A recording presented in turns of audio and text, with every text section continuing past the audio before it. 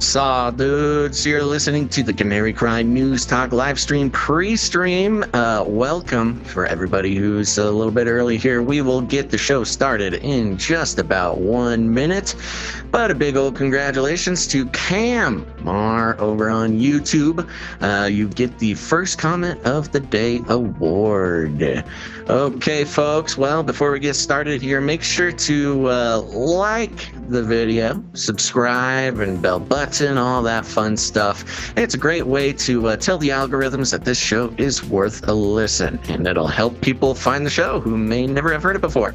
So you can always take it back later, but if you wouldn't mind, go ahead and hit the like button now.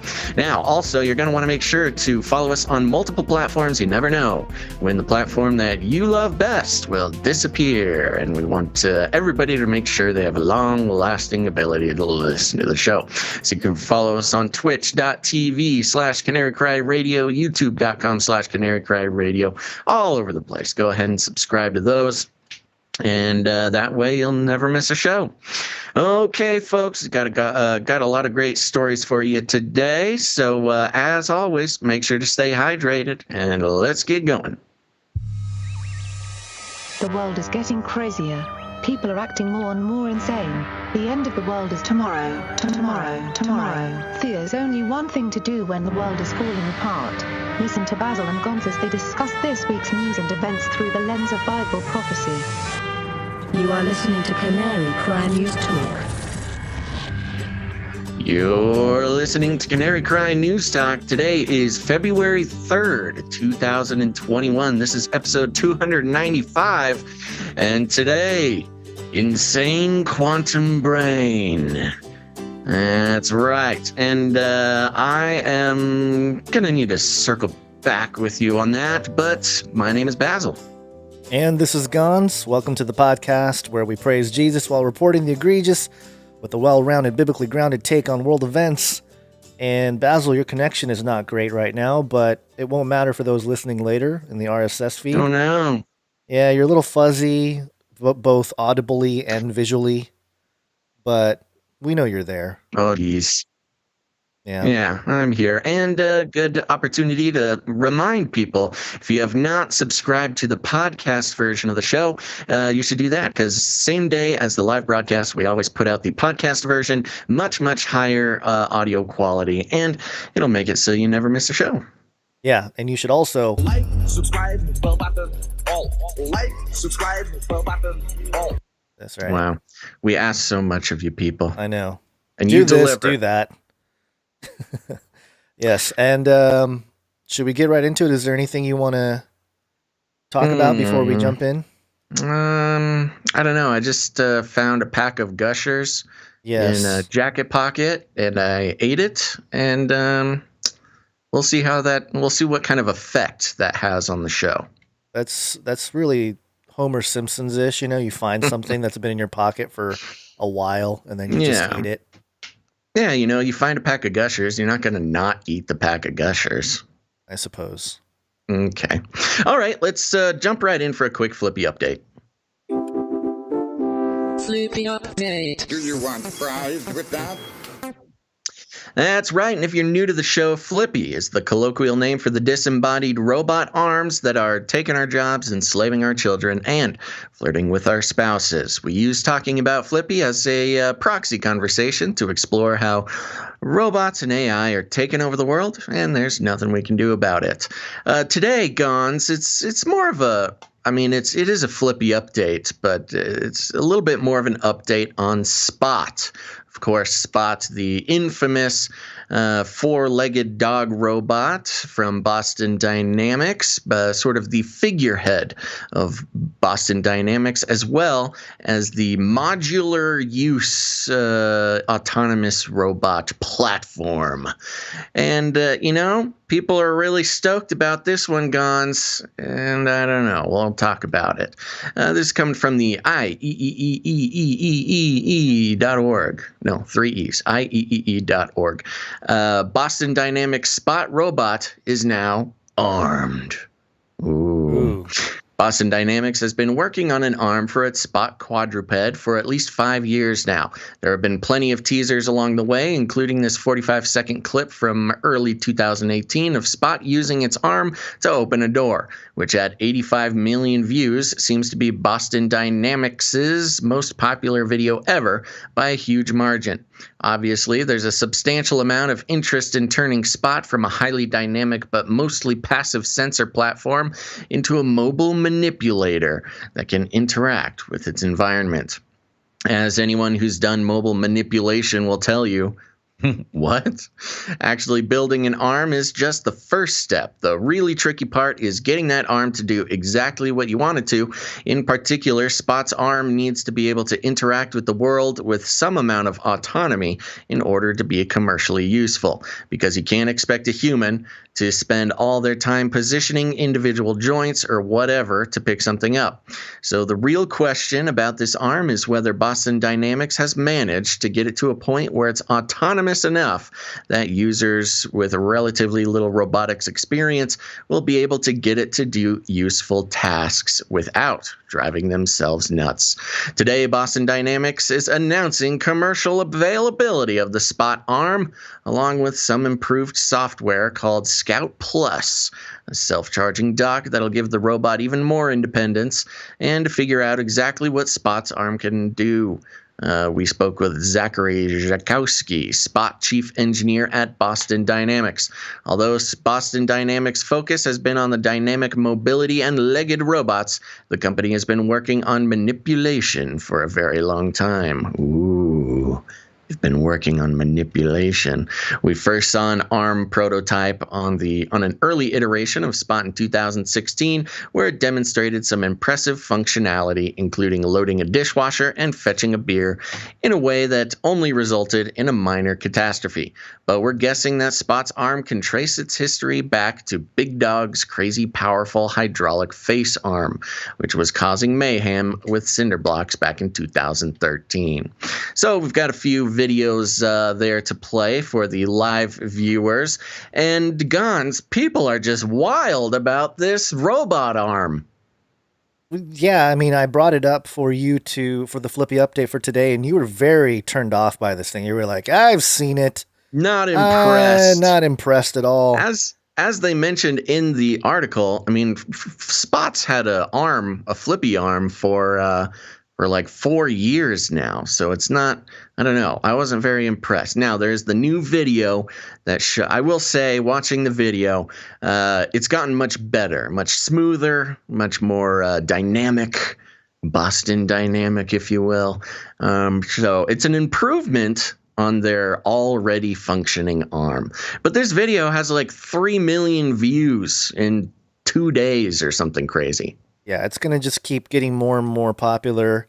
I thought the the chalk writing Boston Dynamics on the ground was pretty impressive. The jump rope was fun, although I think we've seen that before. We've seen the jump rope before, but, you know, it's always fun to watch robots jump rope. Yeah, especially the one in the middle the one actually jumping, because it's 2 robot arms, each holding one end of a jump rope, and then, you know, swinging the jump rope around. And then the one in the middle doesn't have an arm. I know. I don't know. Too floppy. He's only good for jumping. That's Jumpy. Less Jumpy privileged. the robot. So why do we care so much about Spot here? Well, as we know, Boston Dynamics got sold to Hyundai just earlier. What was it? Last year, I think. Because Hyundai is trying to make a car with legs, so, you know, good for them. But you know who owns a Spot, if you remember, Gons, is Daddy Jeff Bezos. Daddy Bezos. Yeah, Daddy Bezos. Yeah, he was kind of one of the most popular owners of a Spot, which I don't know the current retail price for Spot right now, but when they first started making them available, I think it was $75,000.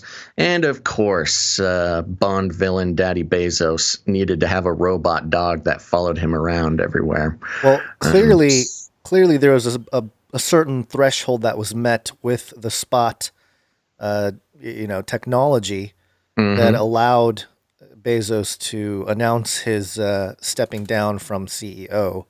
He doesn't Yeah. have to deal with the day-to-day. He's probably, he did have like a letter or something saying like, oh, we got more things planned for the future. It's probably like the spot with new arms will completely replace all factory workers. Something crazy like that. But he hasn't told anybody yet. Yep, I didn't bring the article, but in my research looking for a Flippy update, we got the numbers that automated robotics for business rose something like 60% in the fourth quarter of 2020. So robots, they're coming for you. And with this much more nimble and impressive arm, you too can have a robot dog capable of loading the dishwasher.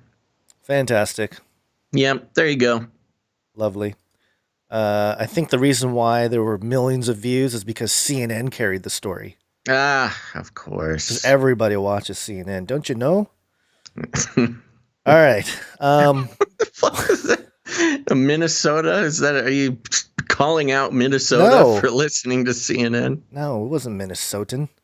What was it? I don't know. Yeah, We'll don't see. you know? Oh, is that Minnesotan? I think it's sort of a generally Midwest thing, but yeah.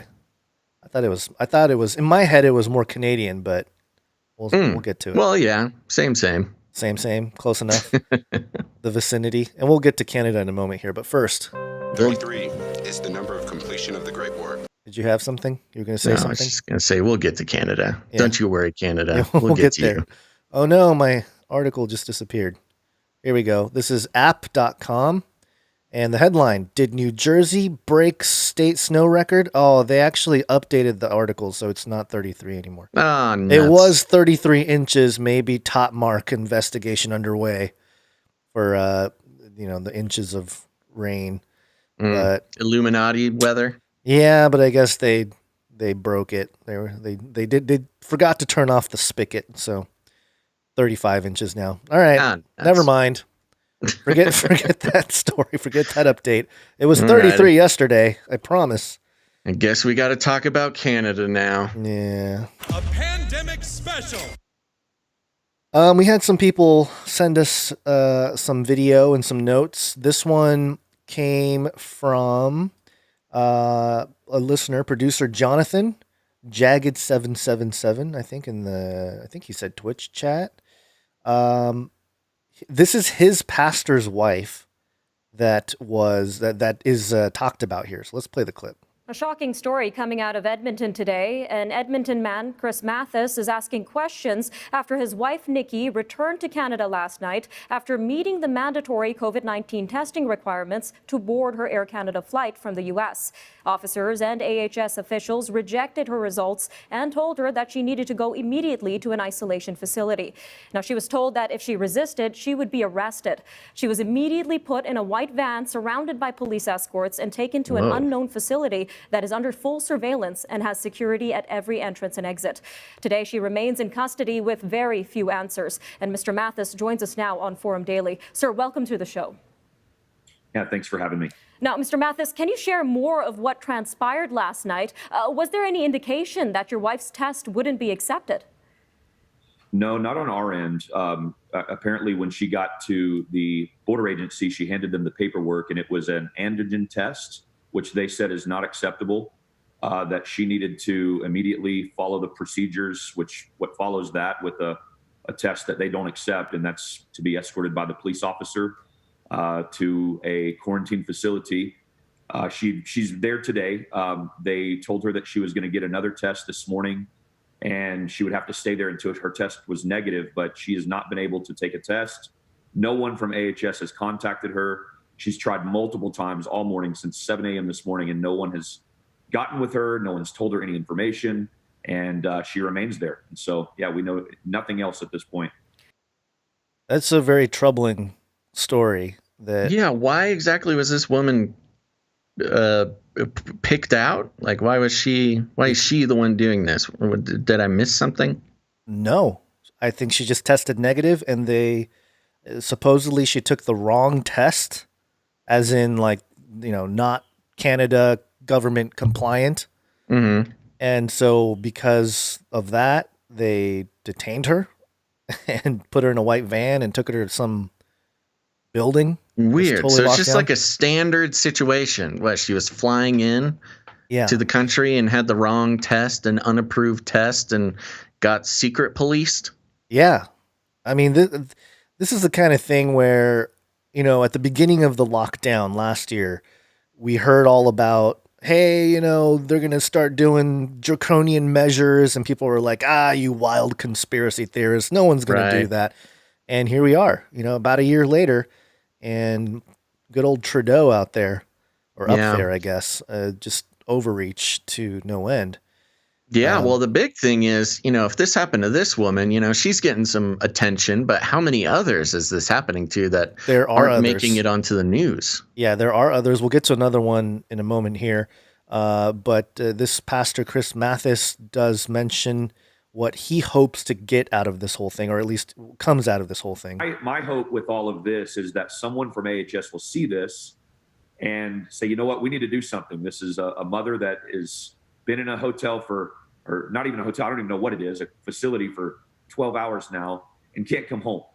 She's being guarded by officers there outside of the room and in front of the facility.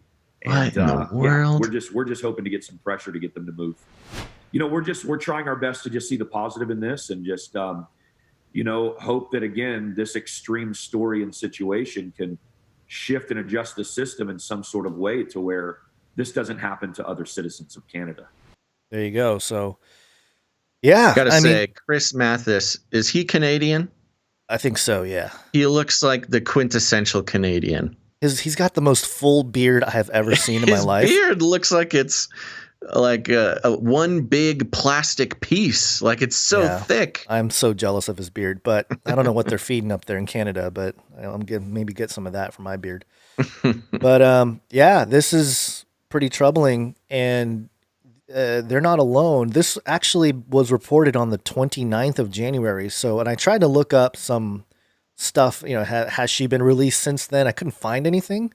Yeah. So if there's anybody in the chat that knows if they actually, what the update is, because it's been a few days now, it would be extremely troubling if she's still in that building. And one of the things they mentioned in the interview, I didn't play the clip, but basically they don't know the names of any of the officers.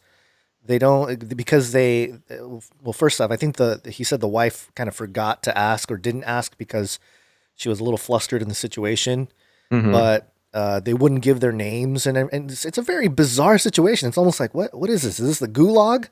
The COVID gulag? What's happening here? Yeah. So, yeah, that's pretty spooky. Of course, there was Trudeau coming out talking about, bringing everybody, all the Canadians that were in the Caribbean were going to be brought back and take a test. And if you pass the test, you got to quarantine in your home under surveillance.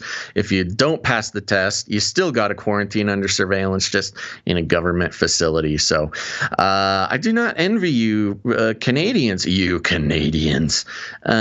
but it does make me worry quite a bit because of the alignment with Justin Trudeau and Joe Biden have similar alignments. This is really troubling. Yeah, and they're not alone here. There was another story that was published on Kelowna Capital News. I hope I'm saying that right. Kelowna Capital News calls for more transparency after returning Alberta traveler detained at airport. So again, this is happening, I think, a lot more than people think. Premier Jason Kenney is calling for more federal openness after a Red Deer man was whisked away after landing at the Calgary airport by officials who considered his prior COVID test inadequate.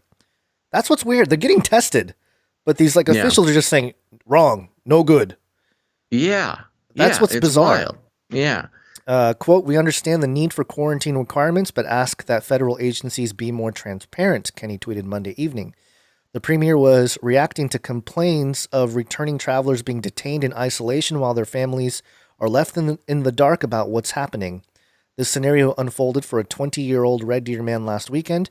His mother, Rebecca McDonald, posted a tearful video on Facebook and YouTube recounting the upsetting experience at Calgary Airport.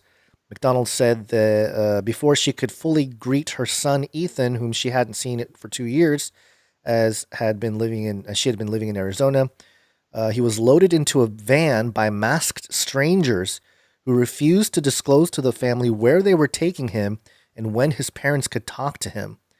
McDonald said she was told, quote, "We are taking him for an undisclosed amount of time to an undisclosed place where he will be tested and we will decide when he's released." Come on, that sounds that's crazy. That is insanity. That's like, it sounds like China. It does. Wow. Not just. It sounds like a horrible movie of like the dystopian future that's now. McDonald was also told authorities didn't need consent to take Ethan into isolation. Quote, "I'm freaked out that this is totally legal," she added. The family later learned the COVID test her son had done in the U.S. wasn't the correct one, and he needed to be retested. According to the Canadian government website, a molecular polymerase chain reaction is needed. Oh, so according to the Canadian government, a PCR test is required. Do they fully display or at least tell us what the cycle count or cycle threshold is, the CT number?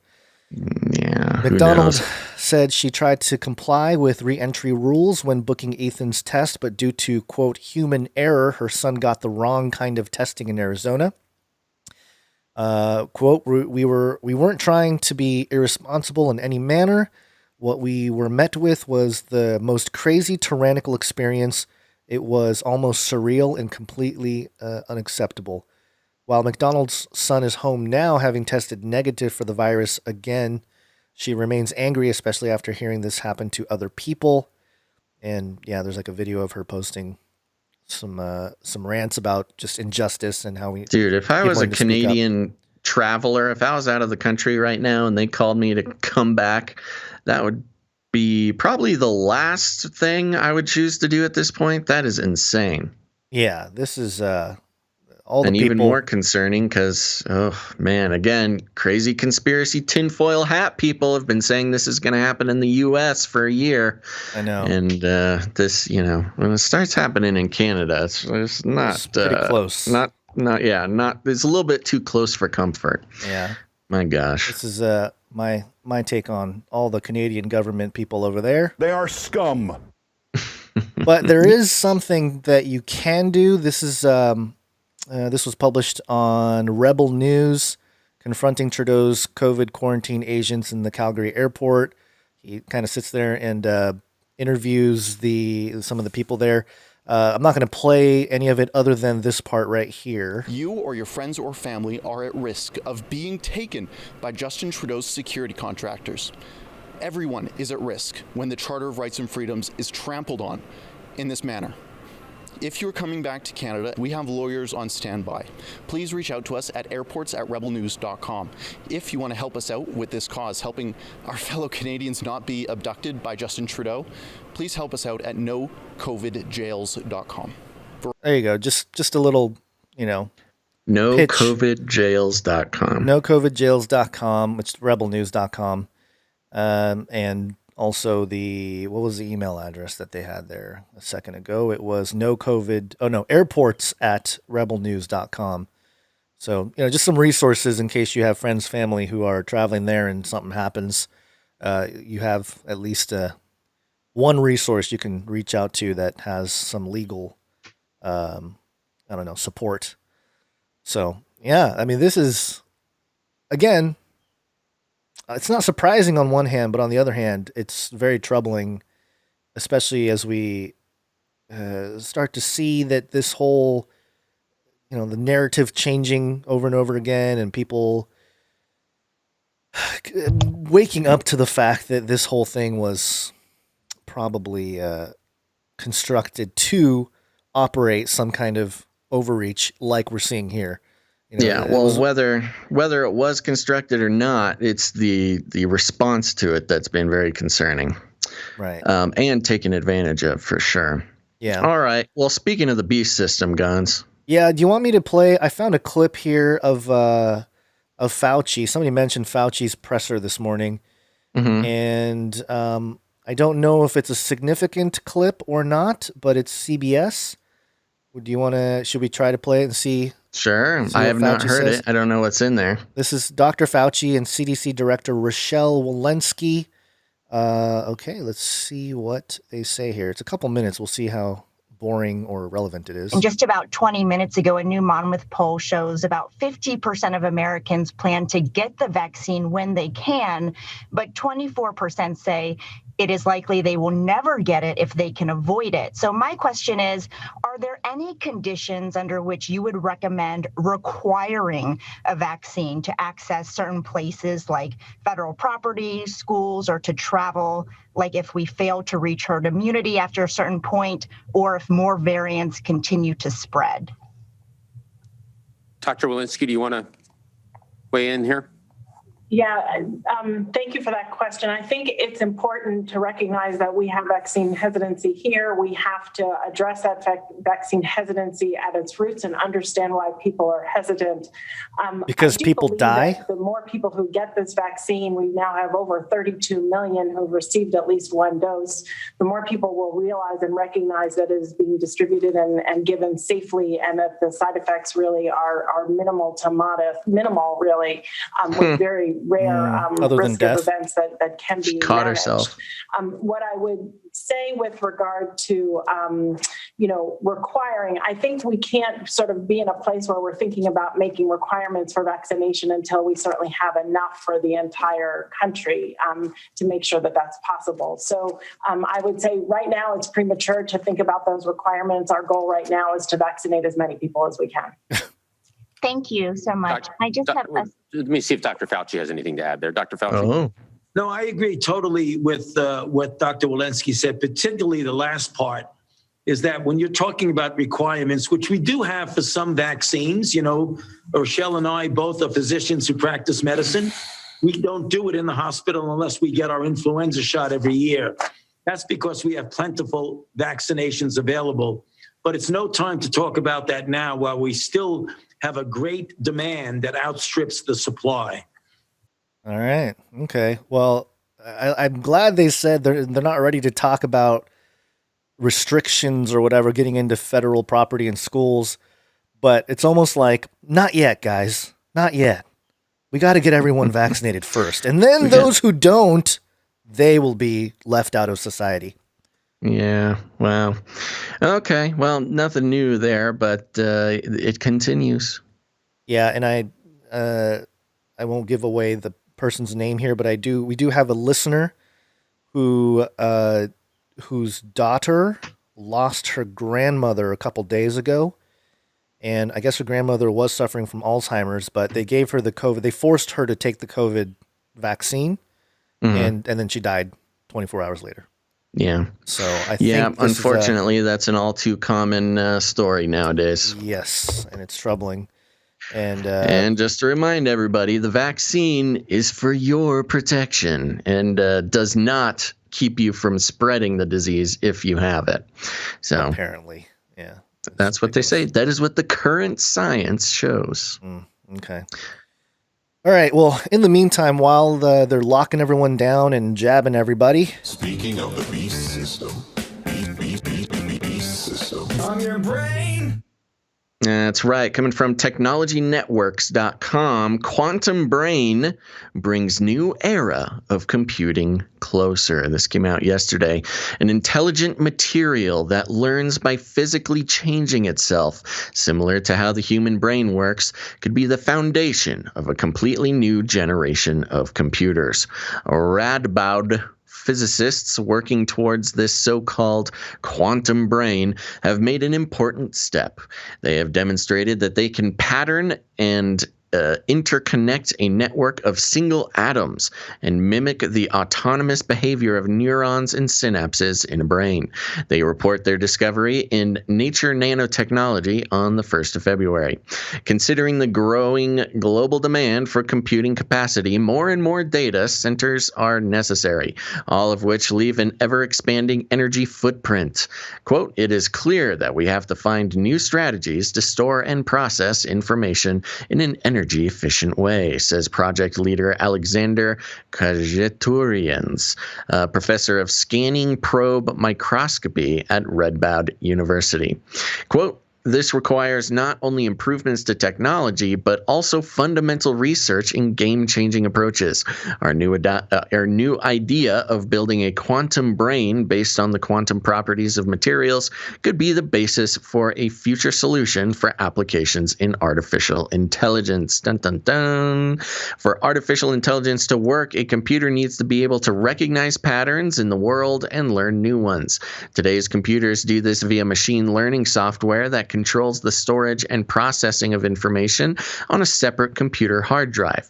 Quote, until now, this technology, which is based on a century-old paradigm, worked sufficiently. However, in the end, it is a very energy-inefficient process, says co-author Bert Kappen, professor of neural networks and machine intelligence. The physicists at Radboud University researched whether a piece of hardware could do the same without the need of software. They discovered that by constructing a network of cobalt atoms on black phosphorus, sounds spooky, they were able to build a material that stores and processes information in similar ways to the brain, and even more surprisingly, adapts itself. Yikes. In 2018, Khachaturians and collaborators showed that it was possible to store information in the state of a single cobalt atom. By applying a voltage to the atom, they could induce firing, where the atom shuttles between a value of 0 and 1 randomly, much like one neuron. They have now discovered a way to create tailored ensembles of these atoms and found that the firing behavior of these ensembles mimics the behavior of a brain-like model used in artificial intelligence.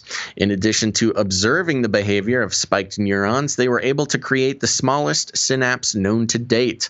Unknowingly, they observed that these ensembles had an inherent adaptive property. Their synapses changed their behavior depending on what input they saw. When stimulating the material over a longer period of time with a certain voltage, they were very surprised to see that the synapses actually changed.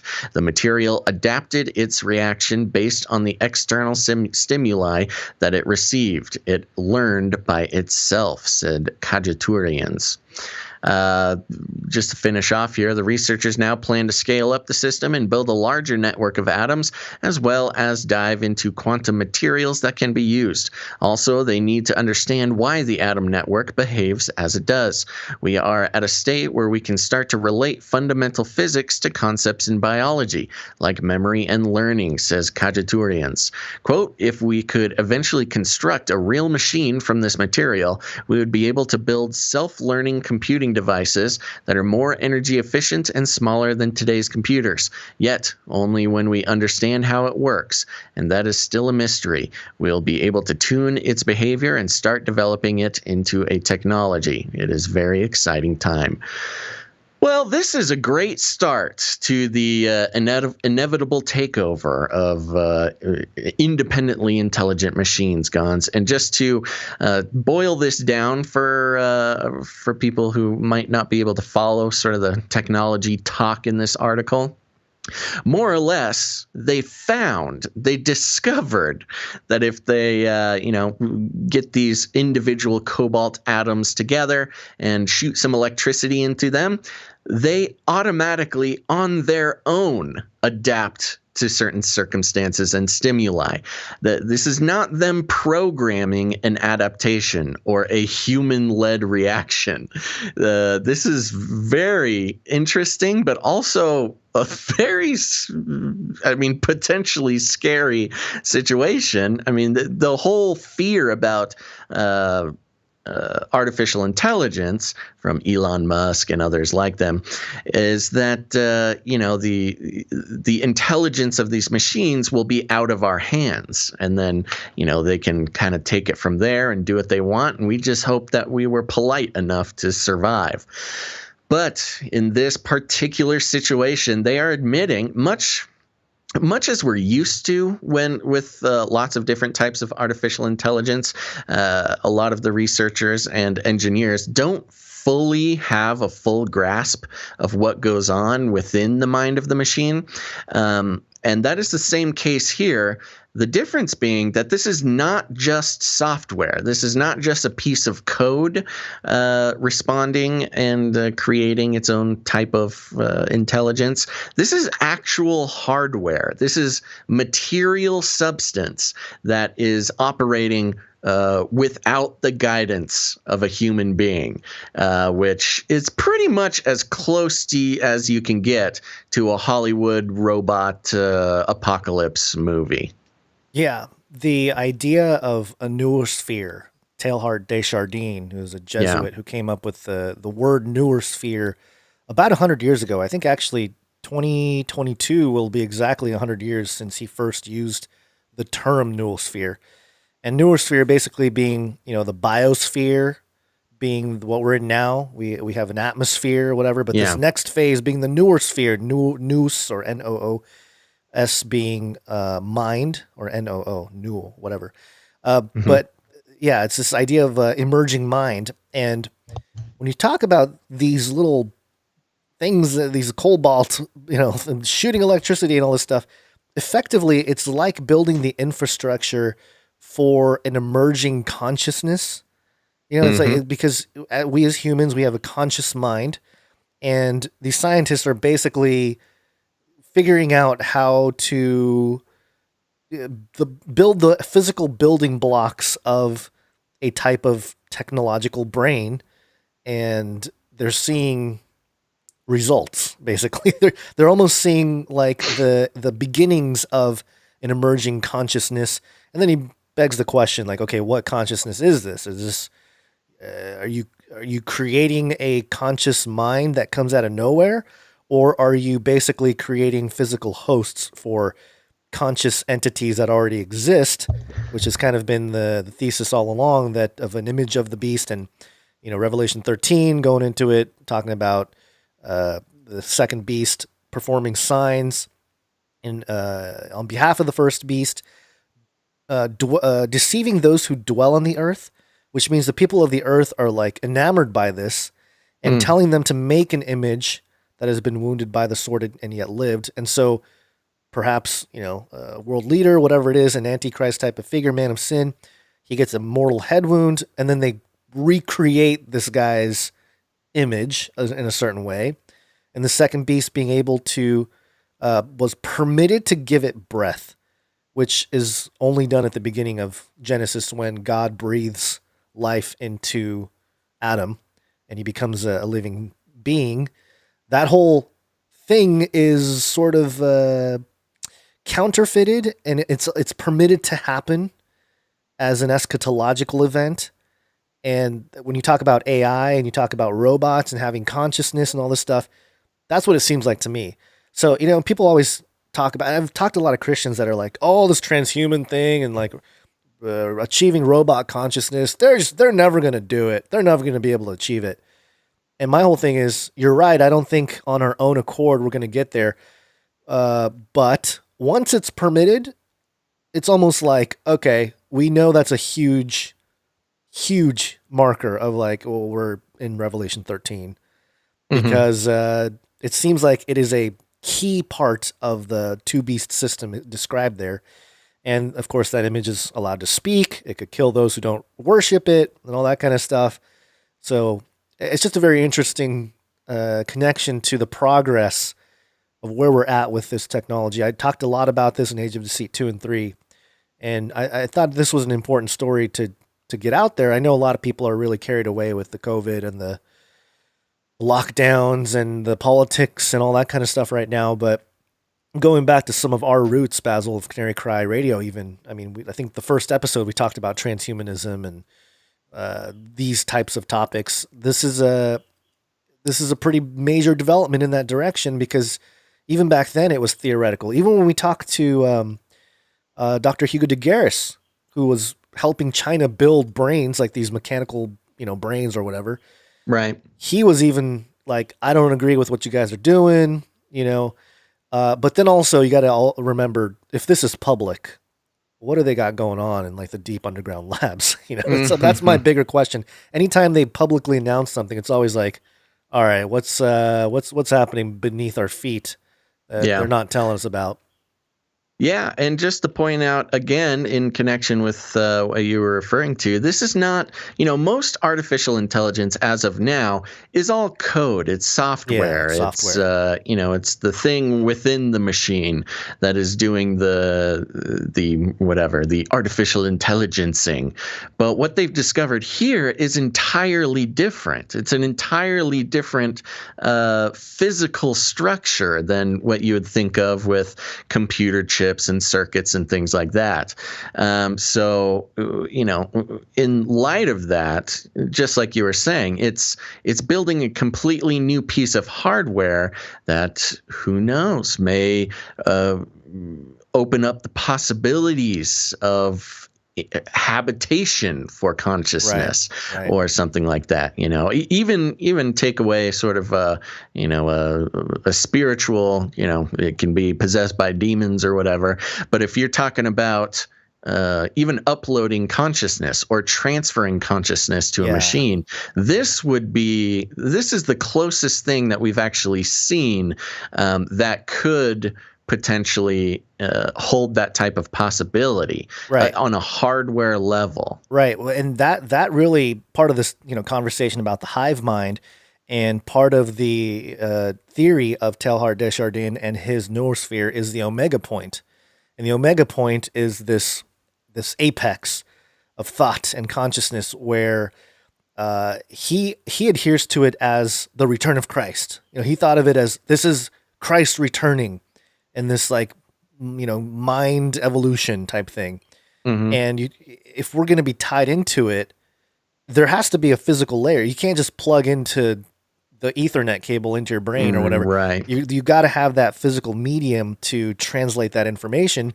And so to have hardware like this developing that really does seem to be mimicking synapse behavior of the brain, you're really starting to talk about, okay, human brains and their the electrical operations of our brains can start to communicate and interact and perhaps even connect to such a global type of brain that they're trying to build. Mm-hmm. And that is a whole nother level of, it's all the science fiction stuff you've heard of, but this is real life. It's just, it's not science fiction anymore type of thing. Yeah. So, and it is to be said that this is in very early stages, and they've done it on very small scales. But even considering the progress that's been made just in the 8 years since we've been doing our shows, even less so the progress that's been made in the last 3 years, it would not surprise me if the speed at which this was developed and scaled up really took everybody by surprise. I mean, I don't know. I'm not a date setter, but it would not surprise me if they had sort of a full-scale functioning version of this by, who even knows, next year even. Yeah. Well, part of it, too, we mentioned in the last episode how the World Economic Forum over the weekend announced their Gaia, the whole Gaia thing with whatever it was, the Council for AI Goodness, whatever it was called. I can't remember the words there, but if you think about that whole thing with Gaia is all the physical and the inorganic, or the organic and inorganic coming together, iron mixed with miry clay type of thing.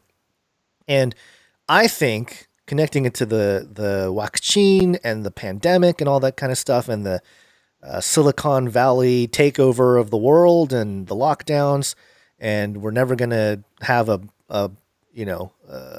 non-pandemic era ever again. Something's going to always be out there in terms of a germ or a virus or whatever. We're always going to have some kind of pandemic every few years. I think that's just.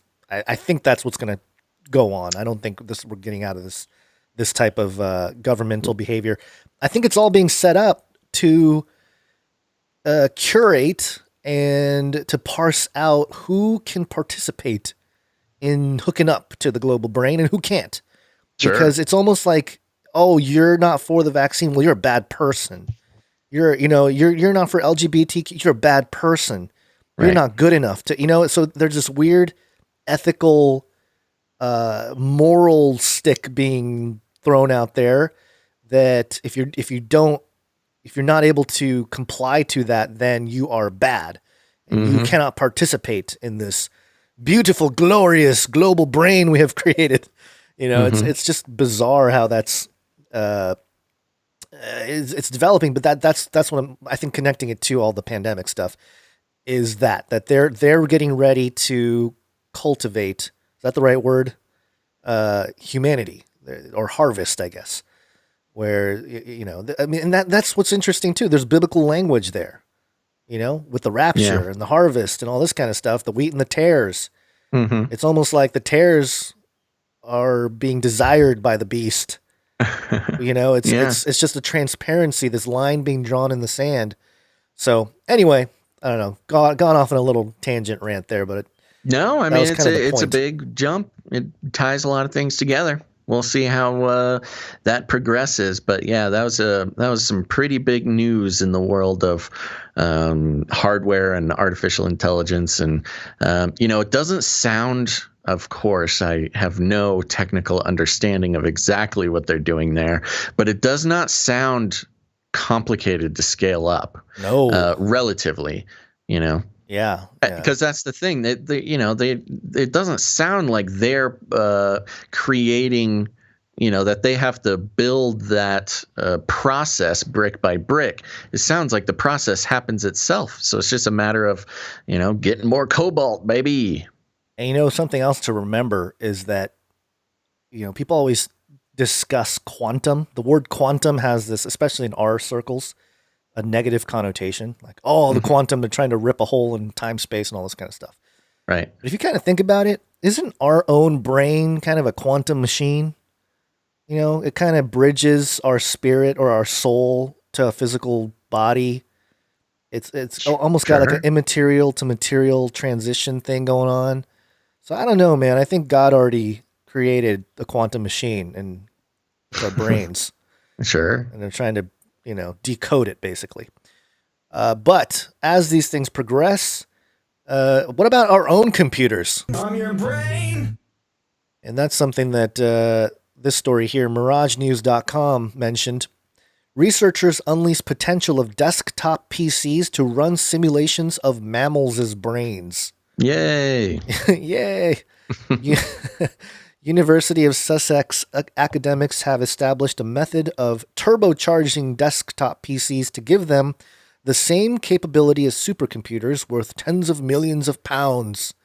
Dr. James Knight and Professor Thomas Nowanty from the University of Sussex's School of Engineering and Informatics used the latest graphical processing units to give a single desktop PC the capacity to simulate brain models of almost unlimited size. Wow. The researchers believe the innovation, detailed in Nature Computational Science, will make it possible for many more researchers around the world to carry out research on large-scale brain simulation, including the investigation of neurological disorders. Currently, the cost of supercomputers is so prohibitive, they are only affordable to very large institutions and government agencies, and so are not accessible for a large number of researchers. As well as shaving tens of millions of pounds off the cost of a supercomputer, the simulations run on the desktop PC require approximately 10 times less energy, bringing a significant sustainability benefit too. Oh, very important. Yeah, very important. 2030. With the Great Reset, if you don't have sustainability built in, you're out of luck. Yep. Dr. Knight, research fellow in computer science at the University of Sussex, said, quote, I think the main benefit of our research is one of accessibility. Outside of these very large organizations, academics typically have to apply to get even limited time on a supercomputer for a particular scientific purpose. This is quite a high barrier for entry, which is potentially holding back a lot of significant research. Our hope for our own research now is to apply these techniques to brain-inspired machine learning so that we can help solve problems that biological brains excel at, but which are currently beyond simulations. Ooh, human brains are beyond simulations, eh? Maybe, you know, pause for a second. Again, invoking the conversation, the theistic conversation here. If it takes all this design and money and all this stuff to simulate a brain, like we have to build something, we have to build it, you know, to get to a level of a brain. We have to design these elements. Maybe the human brain is also designed. I don't know. What do I know? Yeah, well, you don't got to convince me. As well as the advances we have demonstrated in procedural connectivity to the context of GPU hardware, we also believe that there is also potential for developing new types of neuromorphic hardware built from the ground up for procedural connectivity. Key components could be implemented directly in hardware, which could lead to even more truly significant compute time improvements. The research builds on the pioneering work of U.S. researcher Eugene Izikevich, who pioneered a similar method for large-scale brain simulation in 2006. And yada, yada, yada. I'm not going to read the rest of it here. It gets a little bit more in the weeds there. Mm-hmm. Although, there is one thing. Initialization of the researchers' model took 6 minutes, and simulation of each biological second took 7.7 minutes in the ground state and 8.4 minutes in the resting state, up to 35% less than a previous supercomputer simulation. In 2018, one rack of an IBM Blue Gene Q supercomputer... Q supercomputer. Initialization of the model took around 5 minutes, and simulating 1 second of biological time took approximately 12 minutes. It's so weird how there's like computational time is different from reality time. You know, it's another one of those weird bendy things. Yeah. So, well, what they're saying there is they've found a way to have a basically commercially viable brain simulation, not needing to use a supercomputer, but just sort of a high-end GPU that anybody can get their hands on. Right. But, works a little slower than maybe a supercomputer, but still can get it all done, which is still pretty impressive. Yep. Yeah, maybe I should jump in. This is there's some interesting possibilities here. I wonder. I don't know much about this particular system, but I wonder if somebody who has the type of smarts to be able to set this up. Sounds like a way you can just create your own virtual girlfriend. I think that's part of the plan for a lot of Reminds me of that movie Her. You date an operating system. Yeah, I know. They were so their gender thing is so bad. Her, come on. Oh, come on. Yeah, that wouldn't stand in 2020. No. It'd have to be them. 2021. Yeah, they. More beast.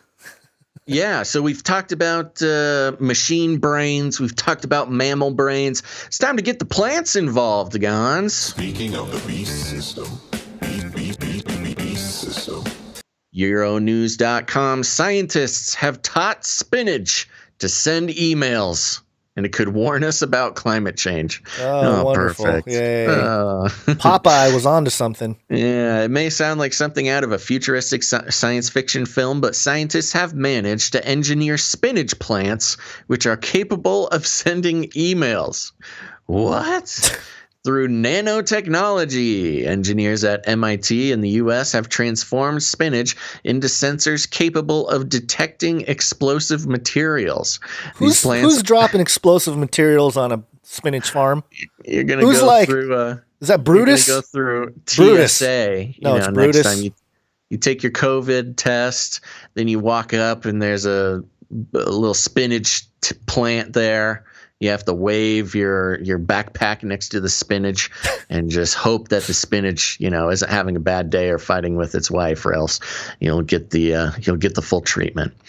When the spinach roots detect the presence of nitroaromatics in groundwater, a compound often found in explosives like landmines, the carbon nanotubes within the plant leaves emit a signal.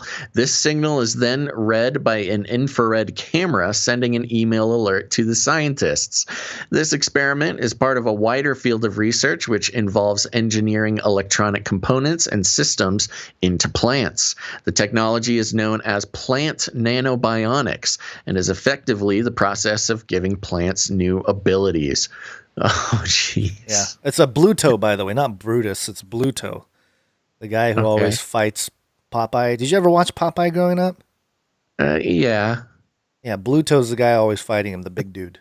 Okay. He would be planting landmine explosives in spinach farms to keep Popeye from eating those spinach, because he always loses when he eats the spinach cans. Anyway, go on. And this has been your old cartoon update from Gons. This experiment is part of a wider field of research which involves engineering electronic components. Oh, I already read that. Quote, plants are very good analytical chemists, explains Professor Michael Strano, who led the research. Quote, they have an extensive root network in the soil, are constantly sampling groundwater, and have a way to self-power the transport of that water up to the leaves. Quote, this is a novel demonstration of how we have overcome the plant-human communication barrier. Oh, finally, we can talk to plants. While the purpose of this experiment was to detect explosives, Strano and other scientists believe it could be used to help warn researchers about pollution and other environmental conditions. Because of the vast amount of data plants absorb up from their surroundings, they are ideally situated to monitor ecological changes. In the early phases of plant nanobionic research, Strano used nanoparticles to make plants into sensors for pollutants. By altering how the plants photosynthesized, he was able to have them detect nitric oxide, a pollutant caused by combustion. Then it goes, there's a little bit more here. Plants are very environmentally responsive, Strano says. They know that there is going to be a drought long before we do. They can detect small changes in the properties of the soil and water potential. If we tap into those chemical signaling pathways, there is a wealth of information to access. When it's not busy emailing researchers, spinach seems to also hold the key to efficiently powering fuel cells, too. And then it goes into how they're using spinach to make fuel. So yeah, that's pretty wild, man. You know, there's a video game. Well, there's been plenty of video games that kind of touch on this. There was a game that came out a few years ago called Horizon.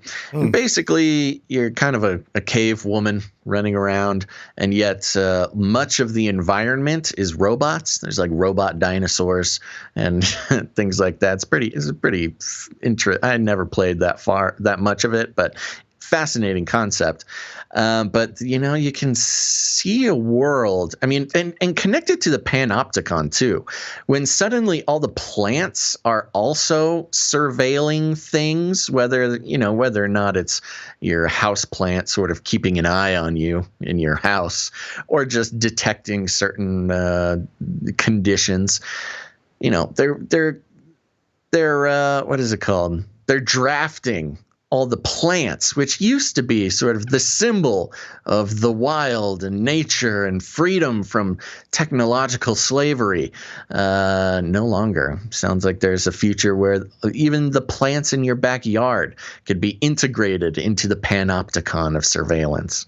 Think about the big data that you could buy and sell in the big data market if you had all the plants giving you big data. Yeah, they're going to have a spinach plant rebellion against the big tech.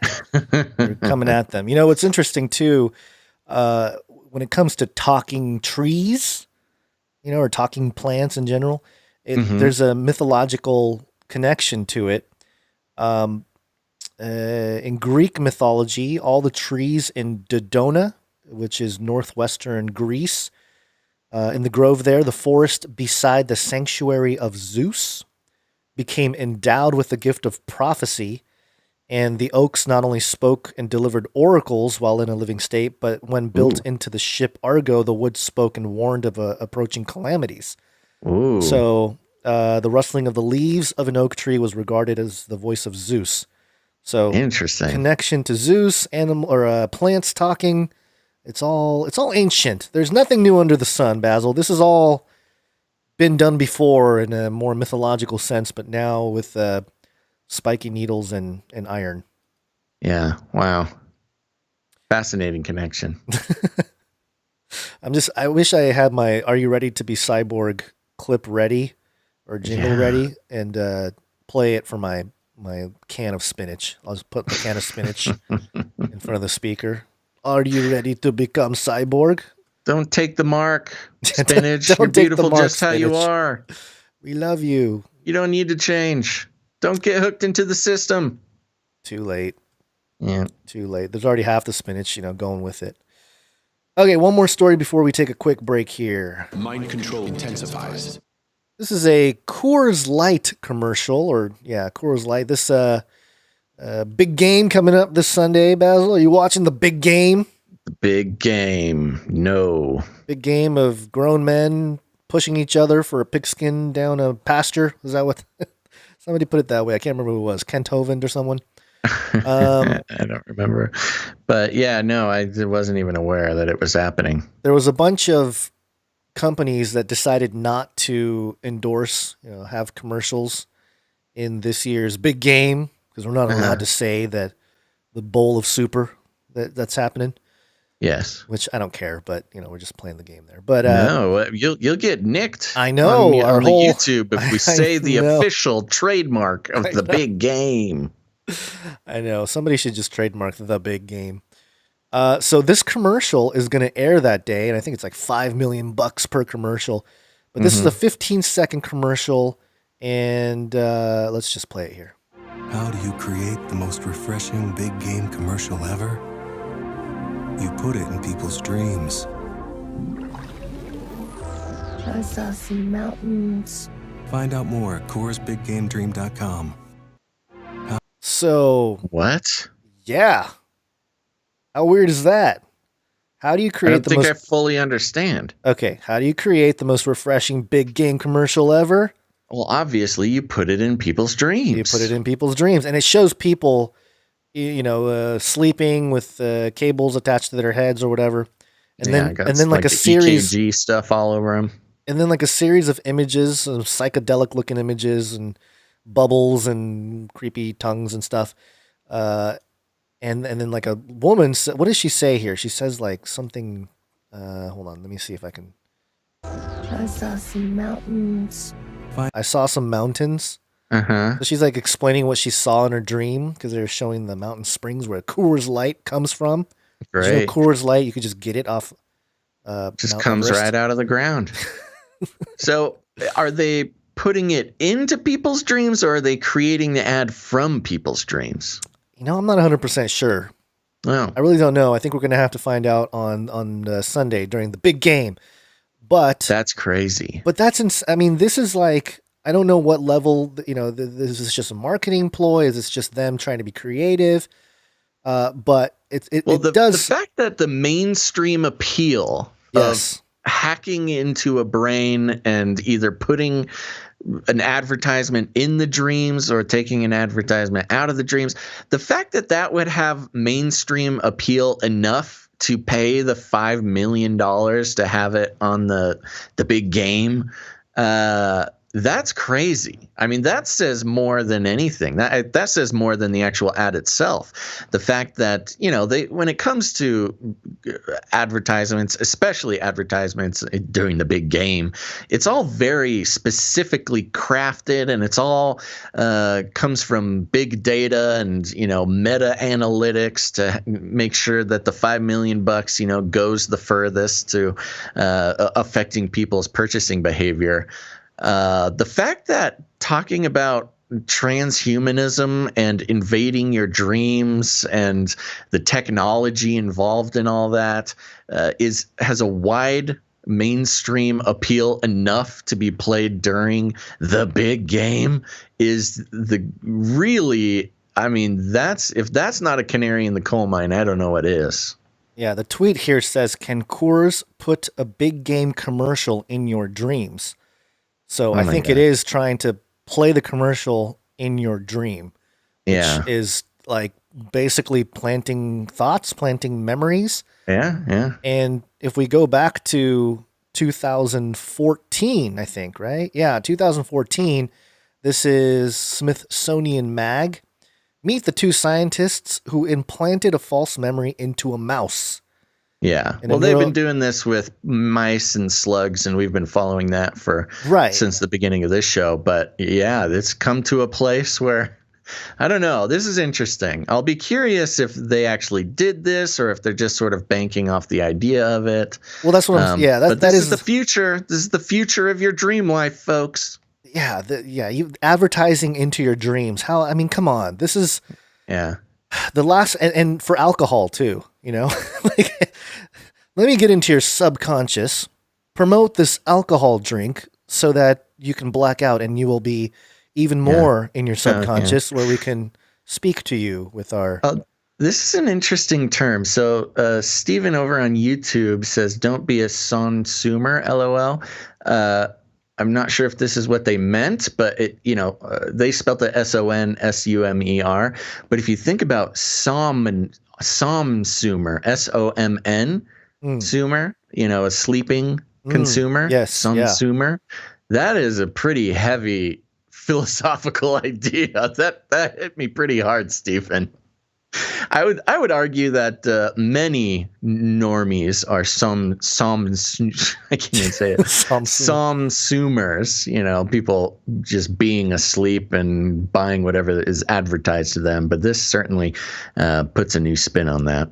Yeah, we already have potentially in the next few years here advertisements in like the sky with the Neuralink, Elon's Tesla or Elon's face. Oh, that's yesterday's news, baby. That's what I'm saying, but we haven't exactly seen all the lights and stuff in the sky yet. But it's going to just be, this is why I thought would be a perfect story going into the break because, we talk about advertising, we talk about mind control, and it's selling your attention and stuff like that.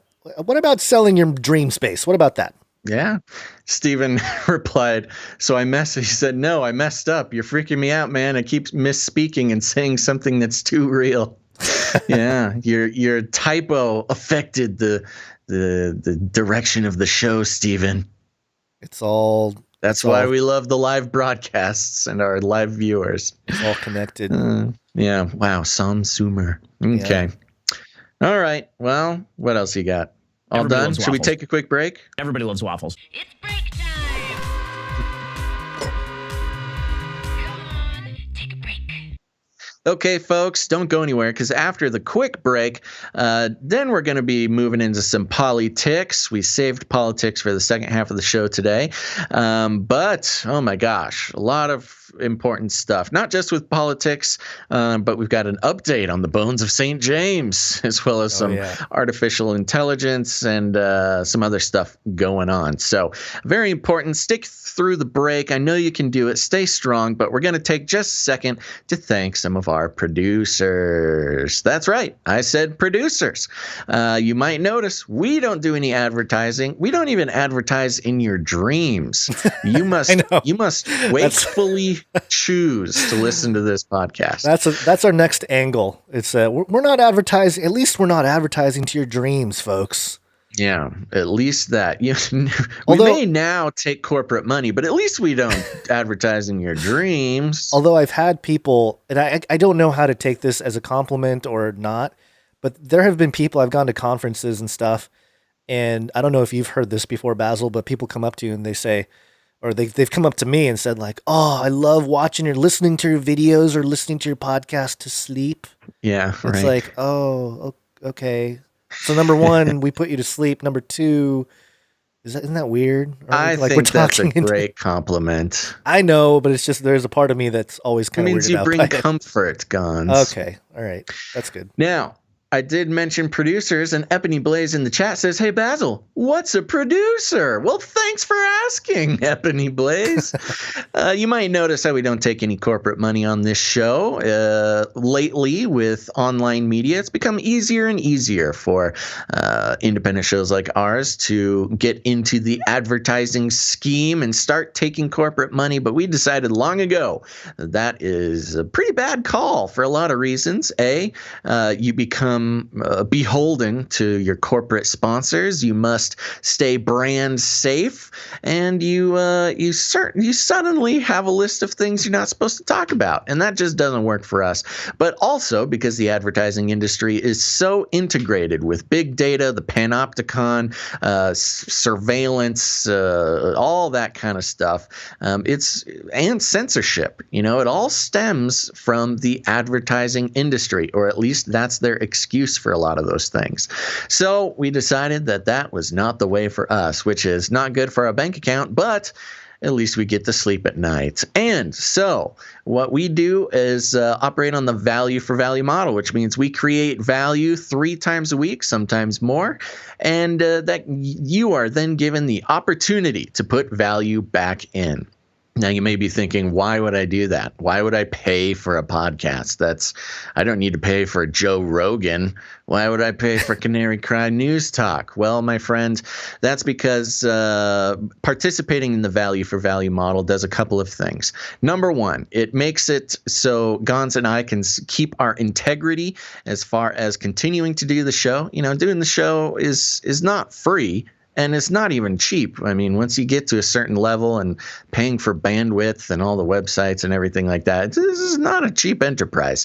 So not only do you keep the show going, which if it's something you value should be important to you, but you also get to participate in a spiritual rebellion against the sort of big data cyber takeover that wants to turn you, dear listener, into a subsumer, a sleeping consumer who is not wakefully, intentionally supporting the media that you want to continue, but instead to be brainwashed by advertisements, sleeping or waking, in order to create a monetary system that ultimately benefits big corporations and governments. So if you want to rebel against that, if you want to keep the show going, the only way this show continues is when dear listeners become dear producers. And that's right. That's not just a cute name. If you pay to keep a piece of media getting produced, that means you are a producer. There's a couple ways of doing that. The first way is you can head to patreon.com/CCNT for Canary Cry News Talk. That's patreon.com/CCNT. And real quick, I see Firebird on YouTube says, I wish we could donate via YouTube too. You know, we wish that as well, but we have been completely demonetized on all the big platforms. So, you know, donating through YouTube also pays YouTube. Just don't worry about it. One way to do it is to head to patreon.com/CCNT, and we've got a couple new producers over there. Did you have something important? I was just going to say they took away our super chat capabilities. Yeah, they took away it all. Yeah. Plus, they got like a third of it, too. Ugh. So you got to reach out, folks. Don't depend on big Google companies to allow you to support anything, much less this podcast. You got to take a couple of clicks. One way is patreon.com/CCNT. And we've got a couple new producers over there, Gons. Are you ready? Ready. Okay, first of all, I want to thank producer Kevin D coming in to support. Thank you very much, producer Kevin D. Producer Kevin D. And next, this producer I noticed in the chat in the last couple shows. So I don't know if you're new or not, but either way, thank you for your support. And that is producer Szechuan McNuggetsauce. Thank you very much. Producer Szechuan McNuggetsauce. Sounds like we have a Rick and Morty fan producing the show here. I watched the first episode of Rick and Morty, and the wife happened to be sitting there watching as well. Oh, that's a bad call. It was not kid-friendly. No. Especially the first episode. So it's barely adult-friendly. But all right. So there you go. Those are our new producers over on Patreon. Thank you guys so much for joining the rebellion and keeping the show going. Next, now, listen up, those of you who are so sad that we don't have YouTube Super Chats anymore. You can head on over, do it right now, to canarycryradio.com/support. canarycryradio.com/support. That's right. canarycryradio.com/support. We'll pop the link in the chat there if anybody's interested. That is a great way to become a producer of the show. First of all, there are many options. You can become a sustaining monthly producer, which we thank all of our monthly producers for helping lay down a foundation of support for the show. But if commitment is not your thing, you can go ahead and make a one-time producership in any amount. And that is all via PayPal. There's also cryptocurrency options and a bunch of good literature there about the Canary Cry Roundtable of Knights and Dames, as well as the value for value system. Gons, who do we have coming in on the PayPal? PayPal, first up, we got producer Saul A coming in once again. Thank you very much, Producer Saul, with a pocket full of sevens. And his note actually references a piece of art that he gave us, so I will save that for the art section. Okay. Next up, we have producer Eric R. Thank you, producer Eric R. He's a new monthly producer. Thank you very much, Eric R. Producer And Eric. I believe our executive producer of today's show is Sir Jason, Knight of the Anti-Foo-Bar. Ah, we've got a returning knight supporting the show. A knight supporting the show. And he says in a note, my Kung Flu donation, LOL. Wow, Sir what Jason, a relic of 2020. Well, Remember when we could freely call it the Kung Flu? Well, Sir Jason tested positive. Oh, yeah. Oh, poor Sir Jason. And he's I guess his work area are really pushing the vaccine. I don't think he's taken it. Oh, wow. But, yeah. Well, now you don't need it. Yeah, now you don't need it. You got it. And, yeah. Well, sorry to hear that, Sir Jason. Thank you very much for your support. Don't go to Canada. Yeah, don't go anywhere. Stay in your home. Thank you, Sir Jason. Spoken like a true totalitarian, Basil. Stay in your home. Don't go anywhere. Stay in your home. Listen to the show. You don't want to spread that. If you got it, don't go spreading it. I don't even know if you really got it. I was asking him, did you? How does he feel? Out? Have you talked to him how he feels? I think he had a little bit of like the sniffles and, just kind of, he said that it's the annual flu feeling he always gets. Like once a year he gets a little sick. Yeah. And yeah. So yeah, I will say this though. 2020, usually, if you've been listening to the show for any amount of years, you know that I get pretty, I'll get sick twice a year. I'll be in bed twice a year. Sometimes I'll have to miss a show or something. But 2020 didn't get sick once. It was great. Might have been because I was keeping up on my vitamin D and my zinc, but also not, getting sneezed on at the DMV or something. But whatever it was, Sir Jason, feel better, buddy. Yeah. So thank you for that. And we do have a night. I think we're going to wait a couple episodes so the night can join us live. Yes. So look out for that. We didn't have any crypto come in. Another way you can support the show with your producership is with your jingles and your artwork, your talent, and your time. Yes. We didn't have any jingles come in, but we do have some art to share. One art, please. And first up, we have producer Ali. A picture of Saki. Yes, the secretary of what is it called? Whoa! Sorry. Phone call. Sorry. Holy smokes. Yes, thank you very much, producer Ali, one of our most prolific artists here, and it is actually a very good rendering of Saki. What's her first name? Jennifer? Jennifer Saki. Jen. And by the way, I think you had mentioned she's new, give her a break. I think she was here during the Obama period too. So I don't know if she was the press secretary then. I got to double check that, but sorry, I got a phone call coming in. It's totally taking over the thing here. I know. Yes, Stop talking. I'll describe this. Okay, go ahead. Okay. Thank you very much, Ali, for our portrait of Jennifer Saki here. And of course, she's saying, I'll have to circle back with you on that. Oh! I know. I'm sorry.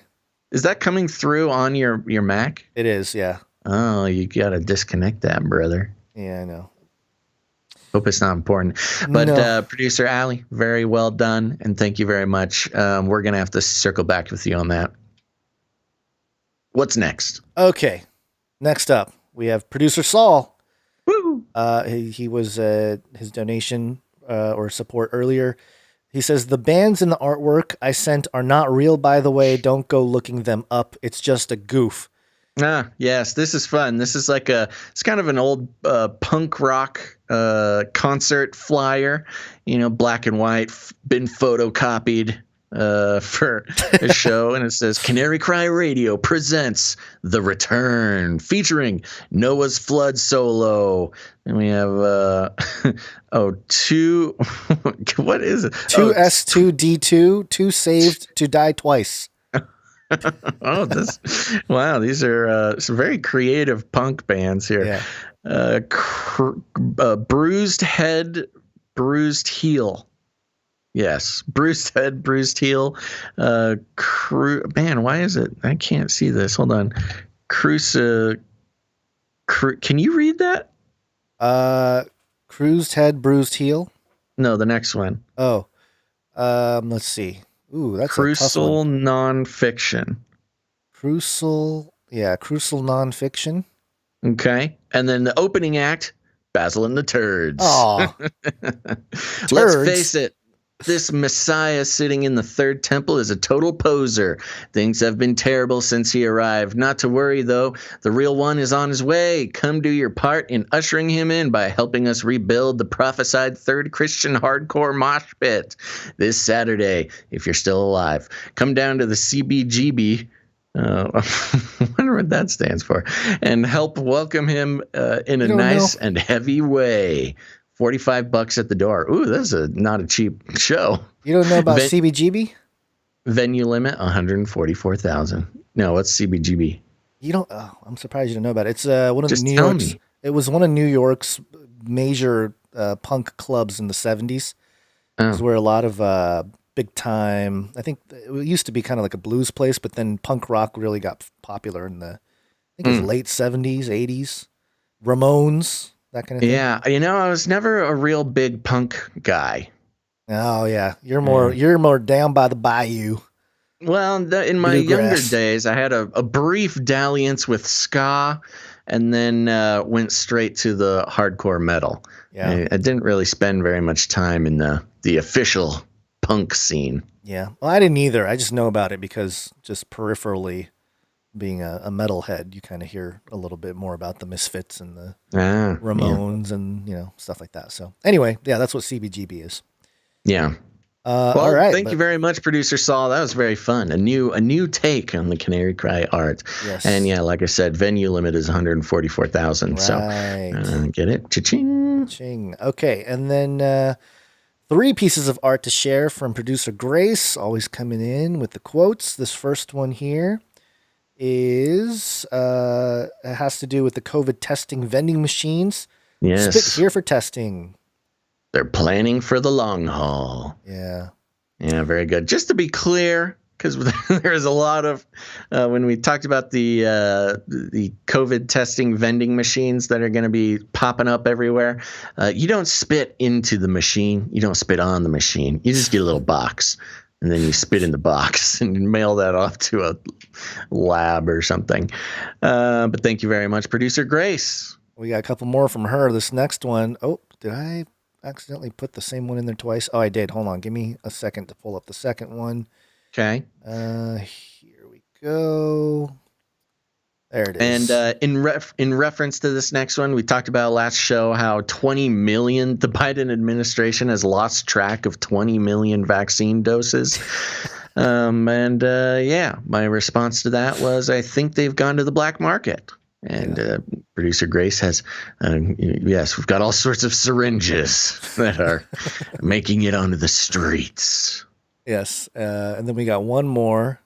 And this one was actually quoted at the top of the RSS version of the last episode. So, and it says, "I'm not saying that Anderson Cooper eats babies, but he did not deny it." Yes, it's true. Very suspicious, Anderson Cooper, with your repentant QAnon follower you had on your show there. But yeah, I didn't hear him say you didn't eat babies. Just saying, not accusing anybody of anything, just making an observation. Sure. Wow. So there you go. Those are all the producers. And thank you to Jade Bouncerson for continuing with the timestamps. Really appreciate that. And that's it. Thank you for all the supporters.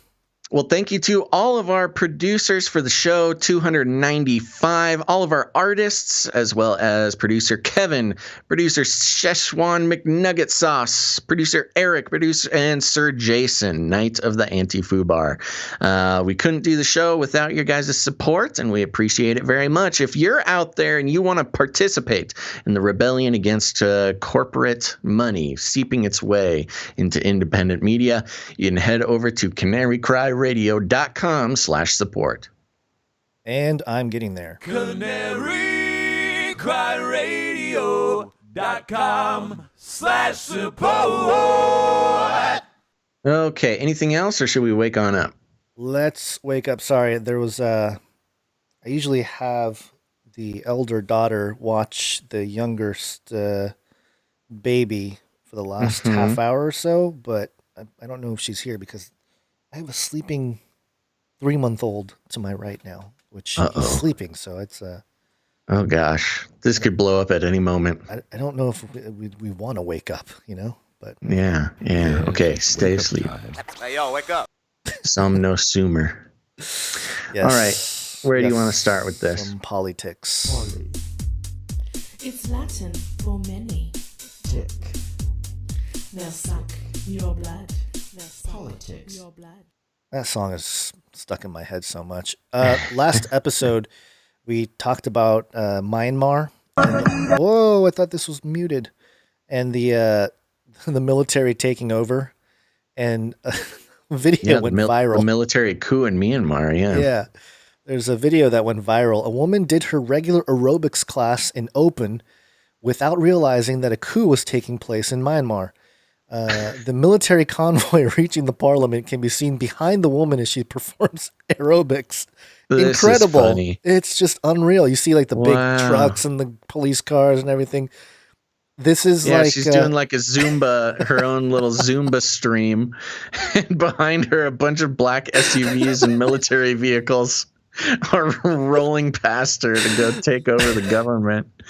Wow, that is funny. It's almost wow, I'm surreal. Jealous. I know. This is like great. I'm so jealous. This is going to be great in history lessons, in the future. Yeah, pay attention to your government. Wow. Yes. But there you go. And I mean, we got to get this woman on the podcast. Just have her be dancing. This is crazy. Wow, good for her. That's fun. I'm not too impressed with her moves, but and then she does do a peek. She kind of looks back like, huh? And then she keeps What's going. going on back there? Keeps going. There's no stopping. Yeah. Whoa! Somebody zooms. Oh wow! Yeah, look at him go. No, it's full on. This is hilarious. Wow, cool. Do we have a name for this woman? We should all follow this woman. She has a great workout channel, apparently. I don't think. King Henin Huai. Oh boy. Yeah, that's tough. That's tough for me to do it for that. Well, there's this other little funny thing that popped up, and I'm going to take this from CNN.com. The headline is, the man third in line of presidential succession has been in 5 Batman movies. What? Yeah.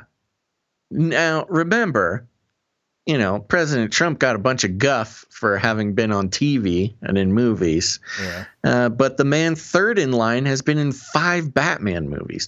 For as many foes as the superhero fends off, Batman has a formidable team of supporters, starting with his sidekick Robin, Gotham City Commissioner James Gordon, and his ever-loyal butler Alfred Pennyworth.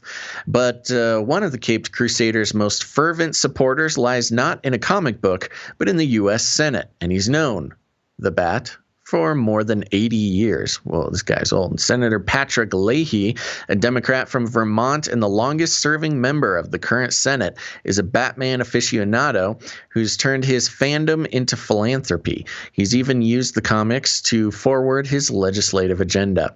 Now, President pro tempore of the Senate, Leahy, is third in the presidential line of succession, though it's unlikely he'll ever have to serve as president. His high-profile position shines a brighter light on his colorful resume, which includes multiple appearances in the Batman films. When he's not working in the Senate chambers in Washington, Leahy retreats to Gotham, where he where Batman fights cartoonish villains and mans the Batmobile. It's a comfort he took up when he was 4 years old. Quote, "If you live in the real world all the time, it can be kind of boring," the senator told Vermont alt weekly newspaper 7 Days in 2008. Leahy declined an interview for the story through his spokesperson, but his affinity for all things Batman is well documented, as he wrote in the foreword of Detective Comics, 80 Years of Batman. He was born just 1 year after Batman's first comic published in 1939. He first discovered Batman at age 4, yada, yada, yada. Let's see. Leahy's appearances from page to screen. Leahy was elected to the Senate in 1974, and until the mid-1990s, his affinity for Batman didn't have much to do with his duties on Capitol Hill. That changed in 1996 when Leahy collaborated with DC Comics to create Batman: Death of Innocence, the Horror of Landmines, a graphic novel warning of the dangers of landmines. Leahy has long advocated to end the use of landmines, and he told Capitol Hill newspaper Roll Call that he has placed copies of the comic on every senator's desk that year. Leahy's first foray into screen acting, something he does strictly when Batman is involved, came in 1995 when he appeared in the critically reviled Batman Forever. The same year, he voiced a character. Batman Forever was a classic. What do you mean critically reviled? He voiced CNN. Yeah, right. He voiced a character billed as Territorial Governor in Batman the Animated Series. Leahy scowling. Since then, Leahy has appeared in nearly as many Batman films as the Caped Crusader himself. He usually appears as a scowling politician. Though in Batman and Robin, which his son Mark also had a cameo in, he was allowed to enjoy a raucous party. He even met an explosive end as the curiously named Senator Purrington in Batman vs. Superman: Dawn of Justice. I explained to everybody that getting blown up was okay because my wife was a registered nurse, he joked to Roll Call. Oh, funny guy. Funny. She put me back together and I never missed a vote. Yada, yada, yada. There you go. Leahy loves Batman, and just an interesting entwining with this politician and, the entertainment industry going on over there at DC. I think this clips makes a lot more sense now. If you're working alone, wear a mask. The mask's not for you. It's to protect the people you care about. Okay. Makes more sense. Yeah. Moving on. This is from news.yahoo.com. Newsmax host walks out during chaotic interview with MyPillow guy. Oh, yeah, this was interesting. Yeah. Now, Newsmax, of course, has been one of those outlets that kind of took the side of Trump and did a lot of the pushing of the election fraud, voter fraud thing, Dominion voting, and then ended up being threatened with a lawsuit that inevitably, made them heal. Get away from the conspiracy theories. Yes. So what do we got here? Well, the story here, MyPillow guy, or MyPillow CEO Mike Lindell's wild conspiracy theories about the presidential election forced Newsmax host Bob Sellers to walk out of their on-air interview in frustration on Tuesday. The interview was seemingly intended to be about Twitter's decision to suspend both Lindell's personal account and MyPillow's company account because he was using them to spread the conspiracy theories. But perhaps, unsurprisingly, Lindell attempted to use his Newsmax appearance for the same purposes, claiming to have evidence about voting machine tampering. Sellers quickly shut that down and tried to get the exchange back on track, but Lindell continued ranting, although it was difficult to tell what exactly he was saying as he and Sellers talked over each other. Eventually, Sellers gave up and walked off set. And you want to play a little clip of it, or do you think... Yeah, I think go ahead and play it. What happened with your Twitter account and the company page? Well, first mine was taken down because we have all the election fraud with these Dominion machines. We have 100% proof. And then when they took it down about 3 weeks ago, and then when I put it back up, my personal, I put it. It was a Mike. Thank you very much, Mike. You're talking about machines that we at Newsmax have not been able to verify any of those kinds of allegations. We just want to let people know that there's nothing substantive that we've seen. And let me read you something there. Mike's trying to talk, but they turned down his mic. Of some cases of vote fraud and election irregularities, the election results in every state were certified, and Newsmax accepts the results as legal and final. The courts have also supported that view. He's now reading a statement that he has on his desk. Canceling culture, if you will. We don't want to relitigate the allegations that you're making, Mike, because we understand where you are. Oh, this is just out of control. Yeah, it completely goes off the rails. Because it appears to be permanent. Could you make an argument that it is temporary? Oh, they both stopped. Could you make an argument that this could be a temporary banning rather than permanent? No, I want it to be a permanent because you know what? They did this because I'm revealing all the evidence on Friday of all the election fraud with these machines. So I'm sorry if you think it's not Mike, it's real. Can I ask our producers, can we get out of here, please? I don't want to have to keep going over this. Rescue me. Save me. Wait, now she's talking hold too. on a second. Everybody hold on a second. Mike, hold on 1 second.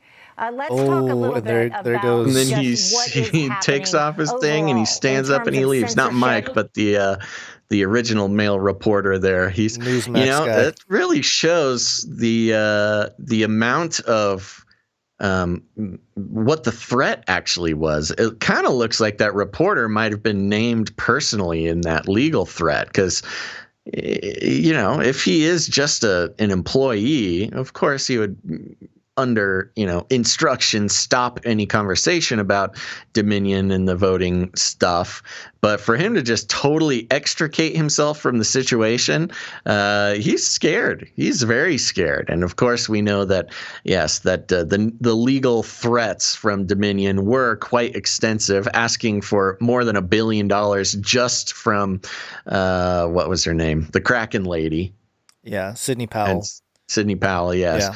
And so Newsmax was also a receiver of some of those threats. So, yeah, they don't even want to touch it.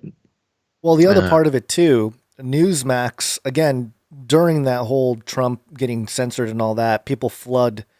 They all went to places like Newsmax. That was one of the big outlets that people went to. You don't have to do a whole lot of digging. The CEO of Newsmax Media, Christopher Ruddy, is a member of the International Council chaired by Henry Kissinger. Oh, so he's all hooked in. He's hooked in. So of course they're going to eventually toe the line. They were just using the opportunity to appeal to the conservatives to get views. Yeah. And everyone should stop watching Newsmax. I don't think people necessarily. If you ever should have. I was never convinced on them in the first place. No, neither was I, but. Okay, I got one more story here for politics. Okay. And this is coming from Vice. Ooh. Yes, and it's about our buddy, the QAnon Shaman. Ooh, horns guy. Yes, the horn Viking himself who stood at the podium during the siege of the Capitol building. Okay. And this is coming from Vice News, so keep that in mind. The headline is, "The QAnon Shaman just flipped on Trump." Oh, no. Jake Angeli, who prefers to be known as the QAnon Shaman, was one of the most visible rioters at the Capitol Hill earlier this month, shirtless, carrying a spear, and wearing a Viking headdress complete with horns, face paint, and a fur coat as he roared throughout the Senate chamber. He roared through. I know. Writing. I love the way that they describe this guy, and like an animal. My favorite video of him is when he's actually strolling. He's just very calmly strolling into the Senate chamber with a policeman following him. And the policeman's like, all around. Yeah, there's a couple of cameramen. And he's just kind of strolling in and he's just like, "Hey, what's up, guys? Wow, it's kind of cool in here. Oh, look at this guy. You okay? He points to like some guy who's bleeding on the floor. He's like, yeah, I'm okay. Oh, wow. Nice one. Okay. Wow. This is great. He's just very calm. Not the bloodthirsty Viking that he's made out to be. But now Angeli wants to testify against the former president he was once horribly smitten with, in quotes. His lawyer told the AP. Angeli, whose real name is Jacob Chansley. Wow, there's so many layers to this guy's name. He's Q Shaman. I guess Jake Angeli wasn't his real name. His real name is Jacob Chansley, was indicted earlier this month on 6 counts, including violent entry, disorderly conduct in the Capitol building, and obstructing an official proceeding. He's scheduled to be arraigned Friday afternoon in Washington, D.C. In a memorandum earlier this month arguing to keep Angeli detained pending his trial, prosecutors also alleged that he wrote a threatening note to former Vice President Mike Pence and left it on the dais, telling him, quote, "It's only a matter of time. Justice is coming." Parenthetical prosecutors also said that Angeli demonstrates scattered and fanciful thoughts and is unable to appreciate reality. Wow. Wow. Okay, Vice. Wow. Demonstrates scattered and fanciful thoughts and is unable to appreciate reality. That sounds like most people. Yeah. Angeli told Vice News earlier this month that he was, quote, "not worried at all about the pending investigation into him. Quote, I'm quite proud of my participation," Angeli said at the time. Quote, "I'd like to think I was an observer of history being made right in front of me." Since then, however, Angeli has changed his tune. Quote, "He felt like he was betrayed by the president," Angeli's attorney, Al Watkins, who has also represented the St. Louis gun couple, told the AP. Watkins said in a statement to the St. Louis Post-Dispatch that his client wants to talk about, quote, "whether the words of former President Trump were understood by Mr. Chansley to be nothing short of an invitation to go to the Capitol with the president to, quote, fight like hell." Quote, "If the pending article of impeachment has merit, the voice of Mr. Chansley and the voice of others in like position must be heard and believed," Watkins told the Post-Dispatch. Watkins told the AP that he hadn't spoken to anyone in the Senate about his plan, and it's unclear as of yet whether or not any witnesses will be called in Trump's second impeachment trial. During Trump's first impeachment trial last year, the Republican Senate majority blocked witness testimony to the consternation of Democrats. But Democrats now have a razor-thin majority, and some have said they don't need witnesses this time around. Quote, "All of this was in plain view, what the president said, what he's done," Michigan Senator Debbie Stabenow told CQ Roll Call last week. Quote, "We are the witnesses in my book." Watkins did not immediately respond to a request for comment, nor did the office of Representative James Raskin, the House Democrat who will serve as the lead impeachment manager for Trump's trial. Let's see, just a little browse. Yep, I think that's the biggest thing there. So, this is interesting. We've got the QAnon Shaman, he's talking about how he feels betrayed by Trump, and now he's looking to return the favor. Now, this is in regards to the impeachment trial in the Senate to try to convict Trump of his alleged involvement with the Capitol Hill incident. But I don't know. Don't we have a date on that? Isn't that supposed to happen the 9th?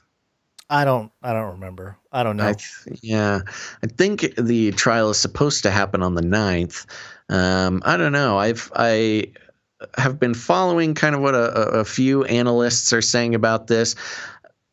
Nobody's really confident that Trump will be convicted, but who knows? You've got that very slight majority on the Democrat side, so it may or may not happen, which would stop Trump's chances for running in 2024, which they are really trying to wing him, hamstring him in that case. But there you go. They kind of alluded to other of those who were arrested on January 6th, also flipping on Trump. Things are getting heated over there. Yeah, the one thing that I don't think we reported on, but was being shared on social media and whatnot, is the fact that much of the storming of the Capitol, the riots and all that, started before Trump even made his speech.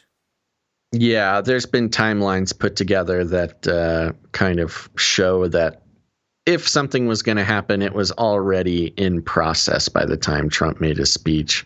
Yeah, and plus the fact that Trump mentions peacefully assembling.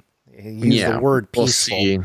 We'll see. Yeah, I mean, as far as the facts of his speech and things like that, I'm sure it will be presented, the speech in whole, and they will be parsing it apart, trying to figure out exactly what he may or may not have insinuated. Of course, on the mainstream media, all you get are little tiny snippets of of the more troublesome parts that people are trying to pick out. But yeah, I don't know. We'll see. Hold on. Some people are saying that the impeachment trial is on March 4th. I thought that's when Shadow President Trump was going to arrest Biden. Oh, is that still happening? I don't know. Allegedly, that's the QAnon idea. But hold on. Let me do a quick search. Yeah, I think the whole flipperoo here, this is a legal play on this guy, Jacob Chansley, to try to not get in as much trouble. And if he wants to do that, he wants to do never mind, I hate Trump, whatever, the flip, whatever, for legal purposes. I don't think this is anything genuine going on here. This is probably not. No, he's trying to, you mean QAnon, the QAnon shaman? Yeah. Yeah, no, he's just trying to save his skin, which, it's probably, Trump's trial. This is USA Today. Trump's trial will begin in earnest the week of February 8th. So there you go, all you people who think it's March 4th. Okay, well, that's kind of all I had. There's some other stuff going on, but nothing that I want to talk about here. When are we going to see the 100,000 sealed indictments? That's what I'm waiting for. That's old news. Oh, I think it's up to a million. That's old QAnon news. Oh, okay. All right. They should come up with, a new letter or something, a number. Oh, there's, there we go. March 4th is the arrest of Biden. We hope, says Harpazo Man. Yeah. Yep. People still, we've got some very enthusiastic, QAnon people who are trying to convince me. We'll see. I'll wait until March 4th, see if anything happens. Wait until April 1st. Yes. Well, we'll just wait until whenever Lynn Wood decides to stop moving the goalposts. Is Lynn Wood still out there doing the thing? He's still the guy. He's still out there putting stuff out. Wow. I thought maybe he would go away at this point. What about the other guy? I forget his name. We did a whole thing on him. Simon Parks. Oh, I don't know. I've been a little bit less. I just can't bother right now. What about Pachiznik? If anything had ever happened, if one single Q thing had happened, then I might be more interested in following whatever the next predictions have been. Of course, the diehard Q people are saying that it is all happening, and I'm not able to see it. Yeah. But, somebody in the chat, I didn't see who it was. Who did see? I was made to love said, "Do not condemn Q people. They exposed much of this stuff." Yeah, we've never condemned Q people. Kind of. No. Yeah. In fact, we're urging people to extend compassion to Q people. Yeah, and before Q, I mean, if you're talking about what exposed much of this crap, what crap? I mean, people have been talking about child trafficking and all sorts of stuff connected to that for years before Q came around. I mean, everything. I mean, that's kind of the problem that we've had with Q is, besides the stuff that, is sort of proprietary conspiracy theory of Q, it's all based on stuff that hardworking conspiracy theorists have been talking about for years. Yeah. I mean, even, again, back to the USA Inc., the Corporation of America. That stuff, people were talking about that a decade ago. Well, and plus if there is a silver lining, it is that a lot of people started to realize and question everything, which is good. But usually when that happens, and we talked about this years ago, I think the 2012, when nothing happened at 2012, we were talking about this.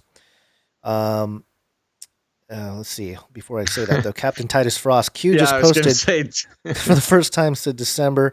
All it said was looky eyes. Yeah, the googly eyes. The googly eyes. Oh, Maybe you're Q. Q. You're Q. I'm Q. We figured it out. No. What happens when people start realizing that, hey, maybe they've been lied to their entire lives, is that their worldview is shattered. Their worldview about politics, whatever, everything is shattered. And so in that moment, it's very important to have grounded people or grounded things around them, because everything you thought you knew was a lie, right? And so it's very easy to get sucked into something. You got to hold on to something. You know, you lose footing.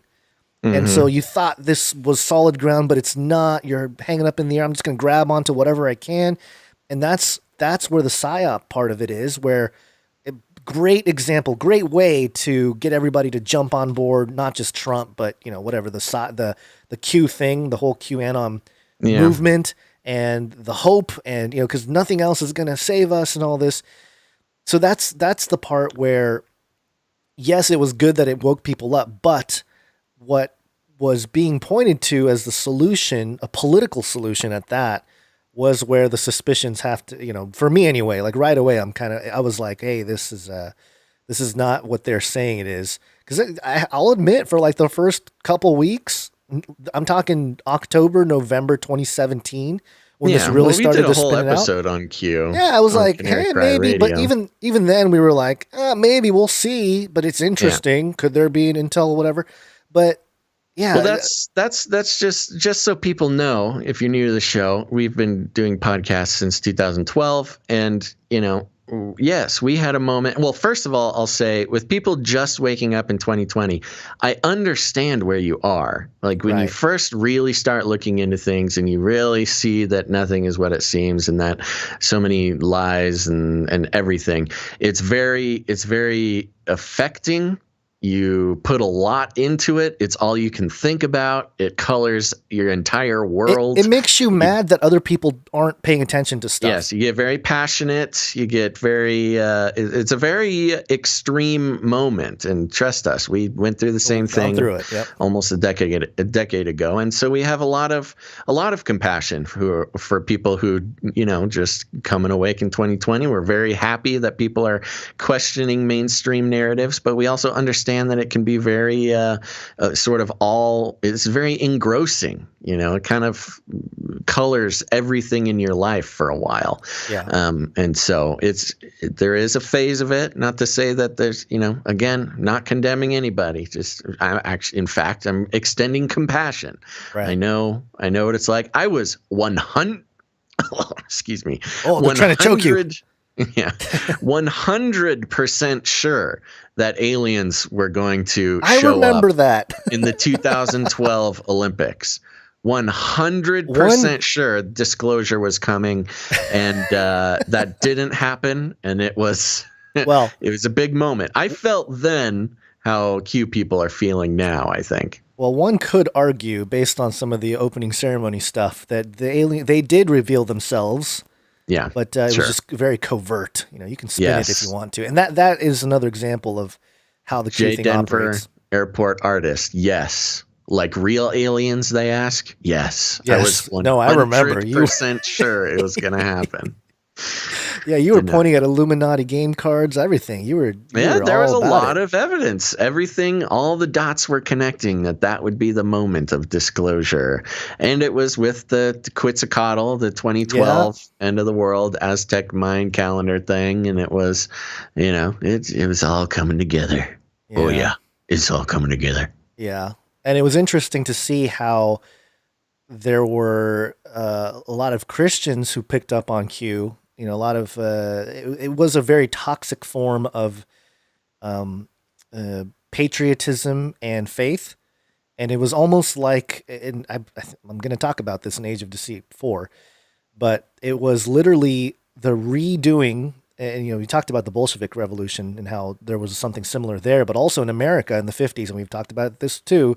Truman saying that we're going to have a psychological operation on the religious Christians of America to militarize again and fight against communism, and to literally get them to go to war and stuff. So this is, it was a very similar psychological tactic.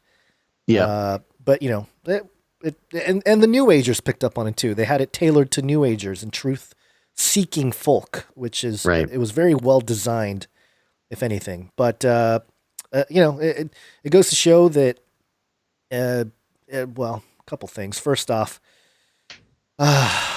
people don't read their Bibles. I was trying to find the ISO of that, but I can't find it. All I can find is a Satanist one. But there's nothing new under the sun, right? This kind of thing has been going on for a long time. PSYOPs have been the playthings of the ruling class for generations. And this kind of speaks into our next quick story here. It's got to be biblical. This is from express.co.uk. And the headline, Archaeology News, Study Debunks Remains of Jesus' Brother St. James After 1,500 Years. Yeah, so I don't know what to make of it other than this report. I'm not saying that they're entirely accurate here, but let's see what they say. For more than 1,500 years, faithful Christians have flocked to the Santi Apostoli Church in Rome to see the bones of two of Jesus' apostles. Since the 6th century, the minor basilica has been said to house relics with the bones of St. Philip and St. James the Younger.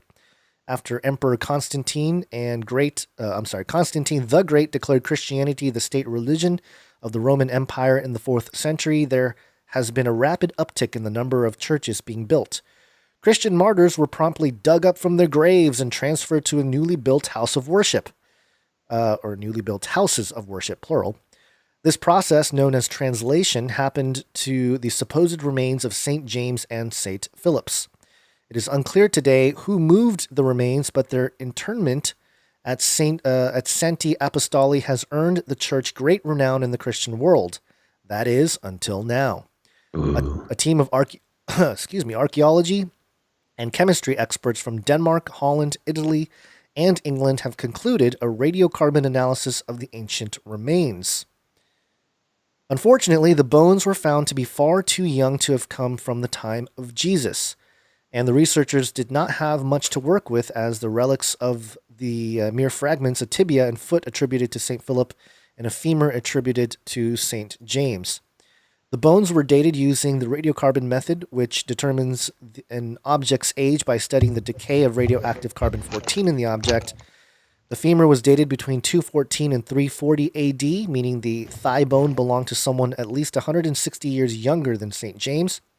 Professor Karel Lund Rasmussen from the University of Southern Denmark said, quote, though the relic is not that of St. James, it casts a rare flicker of light on a very early and largely unaccounted for time in the history of early Christianity. St. James the Younger was one of the 12 apostles who followed Jesus Christ according to the Christian Bible. And kind of goes on here. Alternatively, they may have been step siblings, blah, blah, blah. They go into some theories. But yeah, the scientific consensus is that the bones that have been touted as that of St. James, alas, is not that of St. James, or at least couldn't be because it's too young. Surprise. Yeah, surprise. It's interesting that the Catholic Church would even let them do this. Yeah, maybe the Catholic Church supporters will say, well, they didn't let the scientists look at the real bones. That would be sacrilege.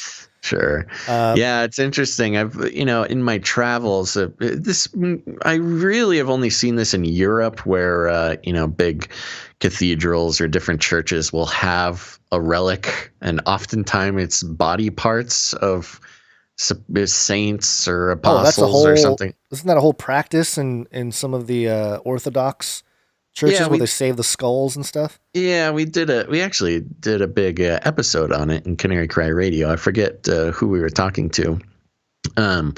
But yeah, it's really weird. One of them, what was it?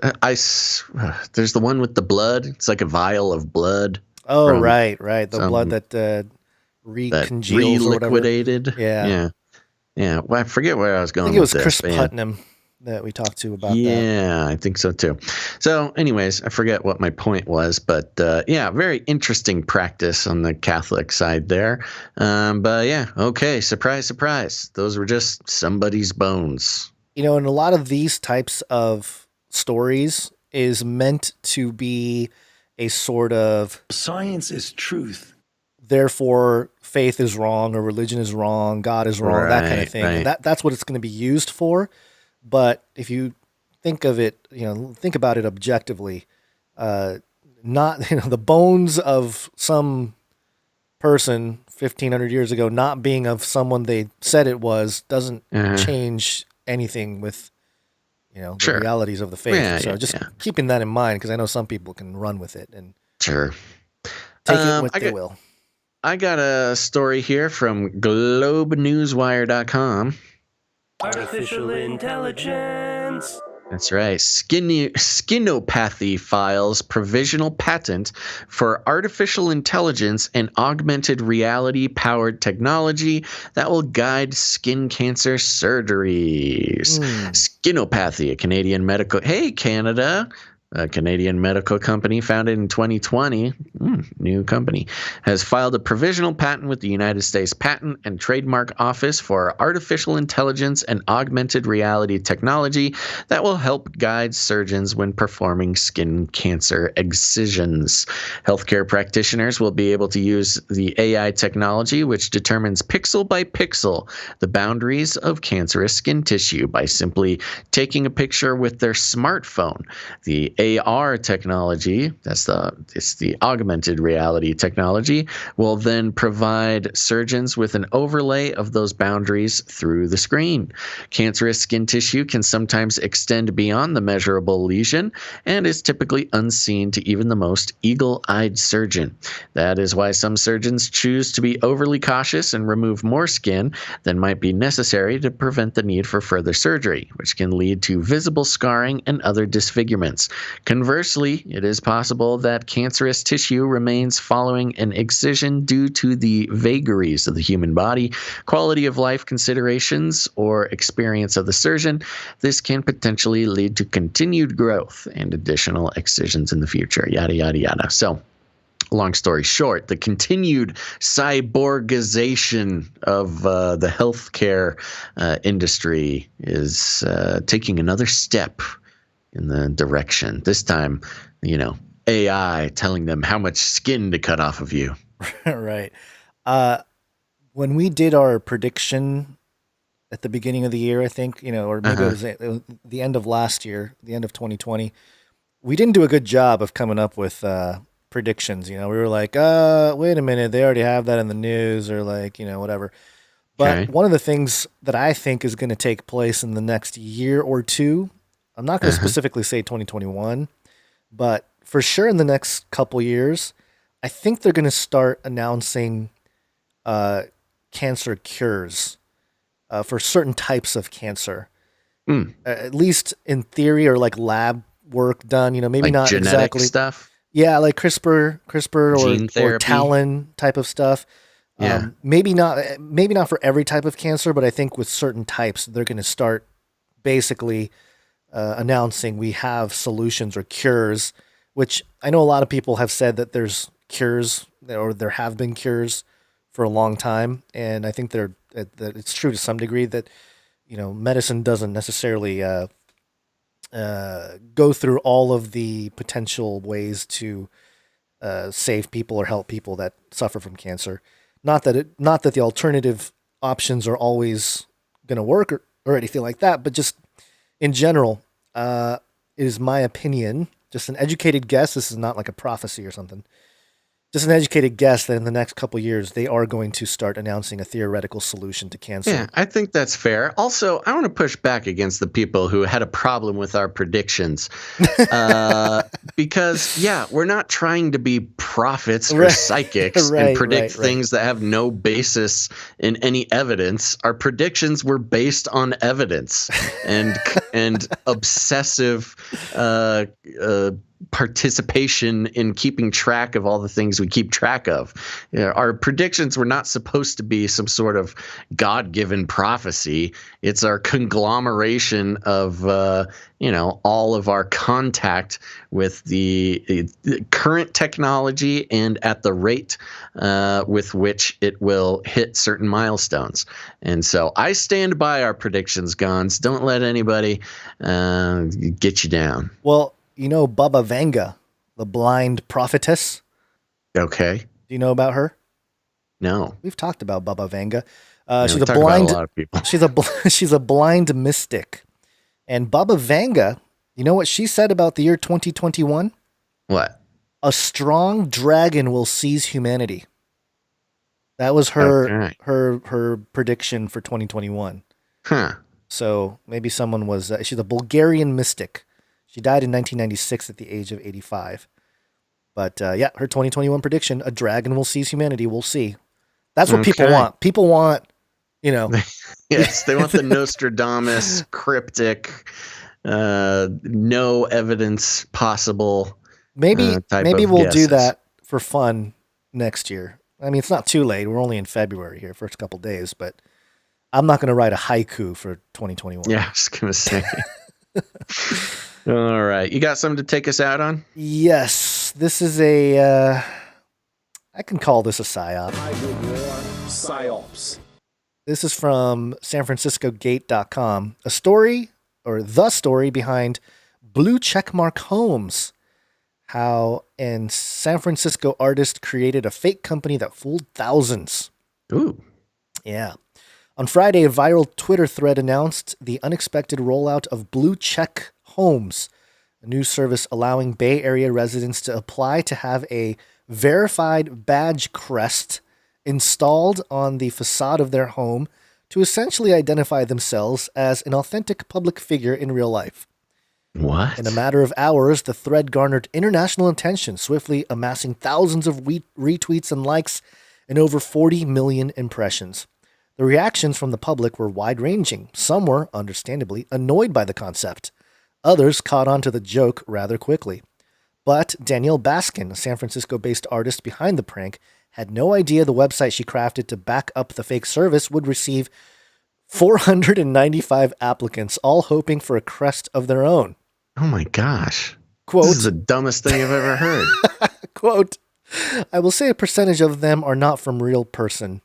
Not from a real person. People added like Kim Kardashian, and that was clearly a joke, said Baskin, who in 2019 attempted to remove a series of controversial anti-homeless boulders from a city sidewalk by listing them on the Craigslist free section. Quote, but everyone else thought the website was real. I did what I thought was a mediocre Photoshop job. I thought this is all very clickbaity. All of the copy, I thought, was so obviously satire. The idea stemmed from a simple question: where did the plaster shields adorning some of San Francisco's Victorian homes come from? Recently, when Baskin was out on a walk through her neighborhood, she noticed several houses had them, but she was intrigued by one design in particular, a blue shield with a diagonal purple stripe slashed through it. Was it decorative, or did it indicate some sort of historical significance about the house and the family that once lived there? She decided to consult the internet for answers. Quote, I learned that in heraldry, this particular symbol is called a bend sinister and used to mean that there was an illegitimate child born there, said Baskin. Whoa. I don't believe people living in San Francisco many years ago would have actually marked their homes with this, but it was more of a decorative thing, a way for wealthy people to dignify their homes. And shows a picture of the actual thing there. She shared her findings on Twitter and was struck by a response from one of her followers. Quote, this was the blue check mark before Twitter, he joked. A light bulb went off in Baskin's mind. She thought it was ridiculous and hilarious. What if modern-day homes actually carried on this tradition? The artist, who is also the co-creator of voice chat app Dial-Up, said she had the website for Blue Check Homes up within 2 hours of the initial idea. At the top of the landing page, yada, yada, yada, the website, with a $3,000 fee in order to have one of the coveted crests installed on their homes. Scrolling down the page, the qualification to obtain one of these crests seemed to grow increasingly absurd. You must be a homeowner, who is also a thought leader, for instance, or identify yourself as an athlete or member of a professional esport league who has been featured in gaming publications like Kotaku, Polygon, or IGN. Are you a famous actor desiring to own one of these crests? Well, unless you have at least 5 production credits on your IMDb profile, too bad. And then it kind of goes on.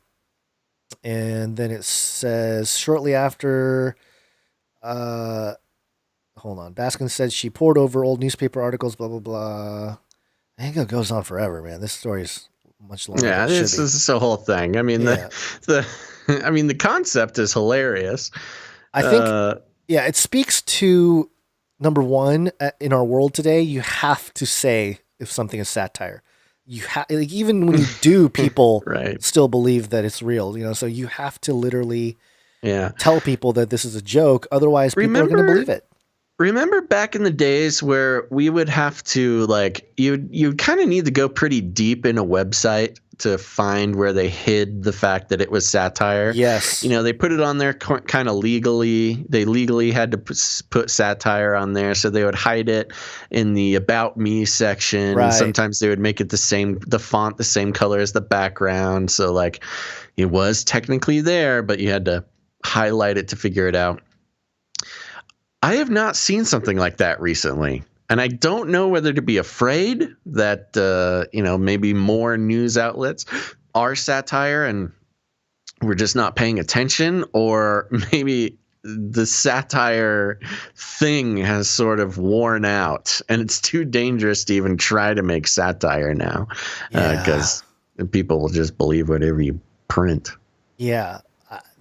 I mean, other than the funny part about this story is this is the kind of thing that is going to inform lawmakers and people that are planning to build what they consider guardrails for the internet. You know, when you go bowling, and if you're like a young bowler, they got the little side rails so your ball doesn't fall in. Yeah, the bumpers. That's what they want for people on the internet, you know, so you don't go out of bounds. Yeah. That I just feel like this type of story, although it's hilarious, is moving us in that direction where everything has to be in the guidelines or you're going to lose your ability to be on the internet. Yeah, because we can't take care of ourselves, guys. You're not smart enough to know. As if regular it's a joke. people, we can't be responsible for our own actions. Yeah. Well, okay. It's a good idea to get, go viral. We should do something like that. Just something to go viral. I don't know. It doesn't have to be a blue check mark. We're very serious journalists, guys. I know. That's why we should do it. That was satire, in case anybody was going to take me seriously. It's all blending into one thing. Well, sounds good. We got to get you out of here. Your baby's coming home soon. Yep. Gotta go. Okay. All right, everybody. Thanks for tuning in to this episode of Canary Cry News Talk. We will be back on Friday, February 5th.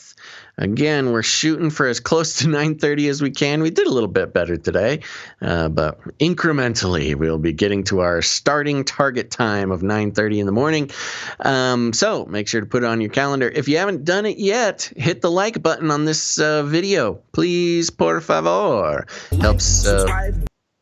Subscribe, bell button, all. Like, subscribe, bell button, all.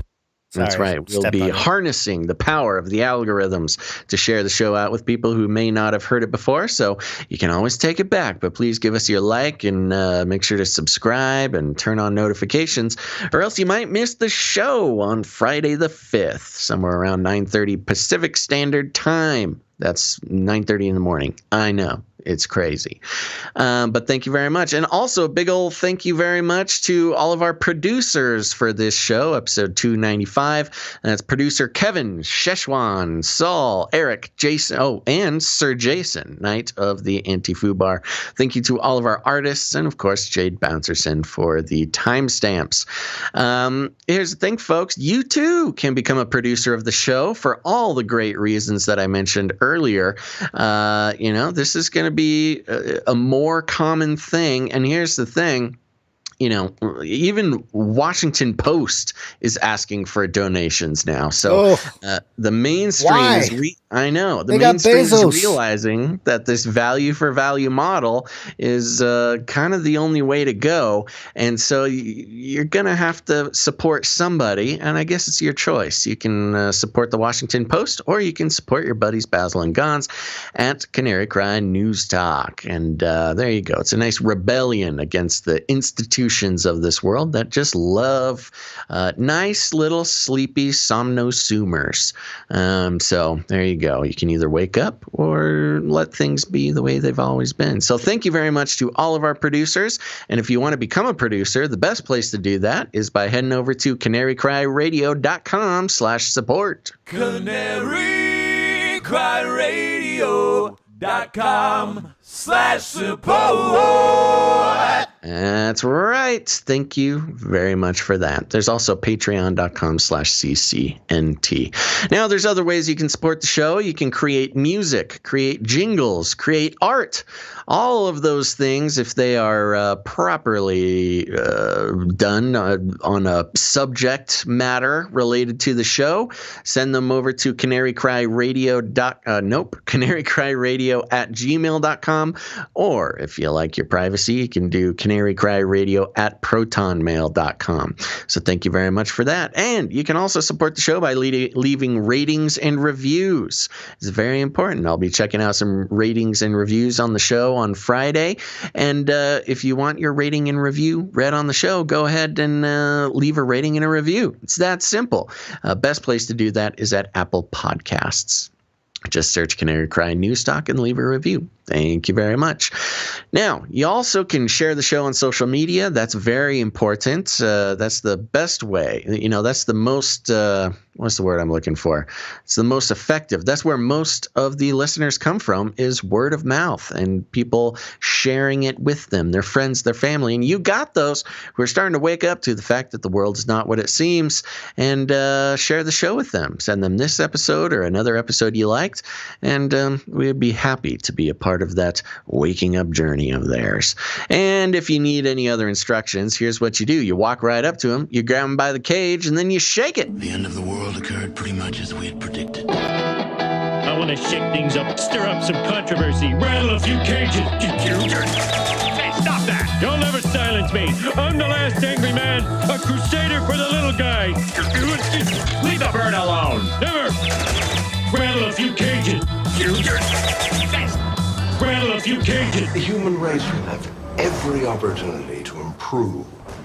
And if they don't? Ask Noah. That's right. Just ask Noah. Gons, any last words? Thank you guys for watching, listening, being there for us. Thank you to all the producers, and we appreciate you. That's right. Yes, we do. And one more time, folks, thanks for listening. Make sure to tune in on February 5th, sometime around 9:30 a.m. Pacific Standard Time. But until you do, think outside the cage.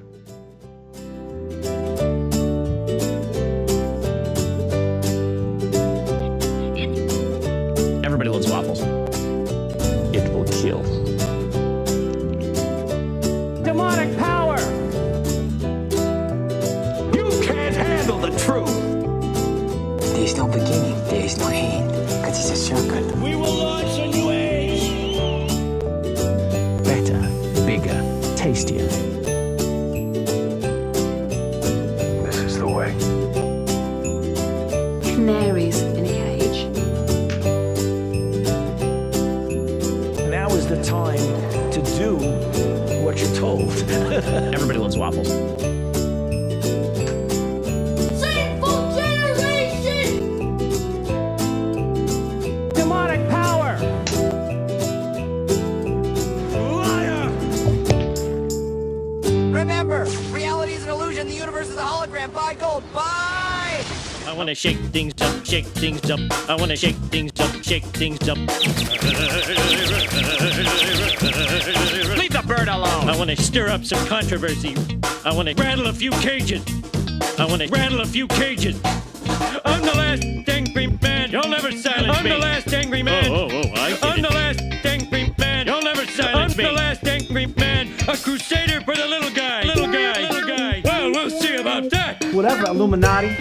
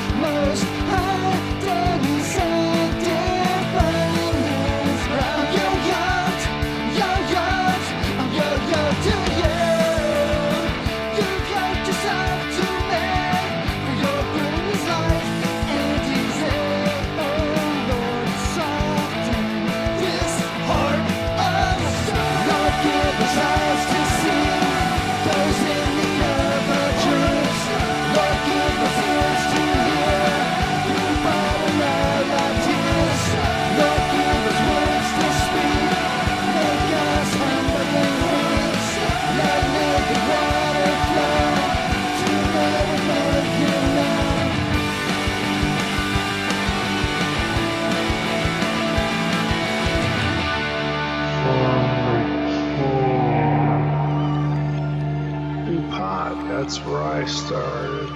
Light up a huge blunt. A joint. Give everybody magic mushrooms. Smoke. The CIA, I mean, lots of intelligence agencies have tested secretly dosing communities. LSD. Psychoactive pills should be covertly administered.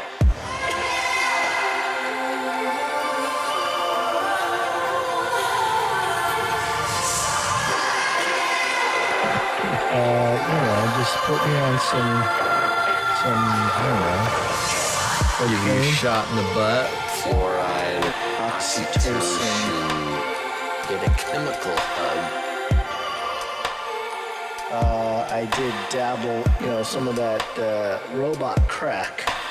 I know what it's like. It's a lethal recipe for disaster.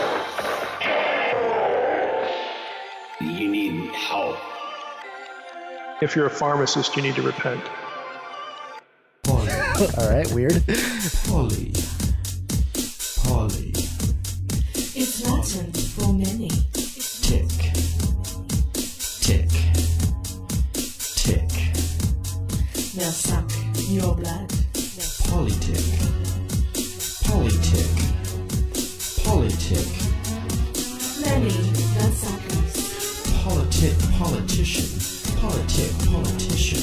Politicians are politics. Don't let them drain you all away.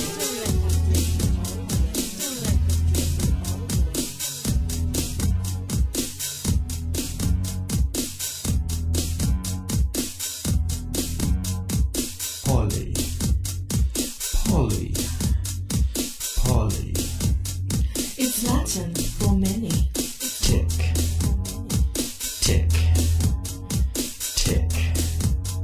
Now suck your blood. POLYTICK.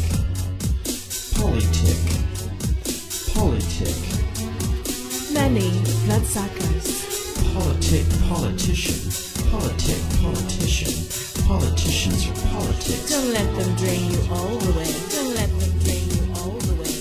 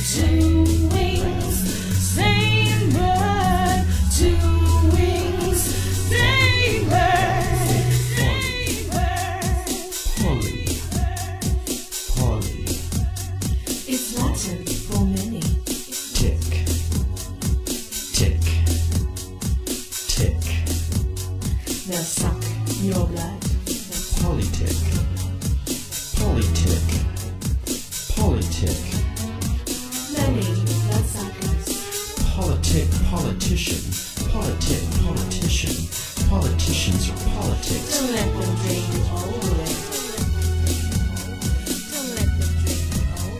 Don't let them drain you all the way. Don't let them drain you all the way. Don't let them drain you all the way. Don't even get me started on bidets, man. Bidets, man. Bidets, man. I'm telling you, you were living the life, man. Bidets, man. Robot girls, robot boys, all together it's an image. Robot girls, robot boys, all together it's an image. Robot girls, robot boys, all together it's an image. Robot girls, robot boys, all together it's an image. It might seem scary, so frightening. Get ready for it. Don't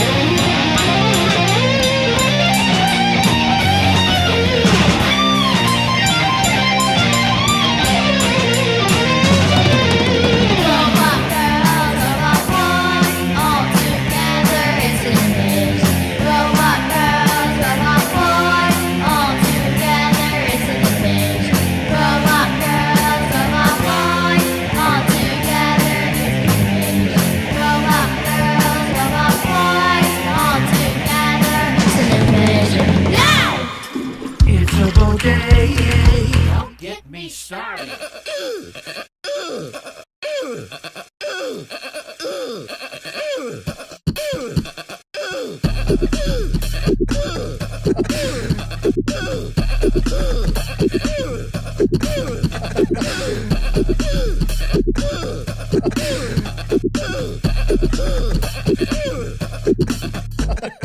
Fun fact, I believe it was another fun fact. Fun fact. Another fun fact. Brings me back to my Screamo days.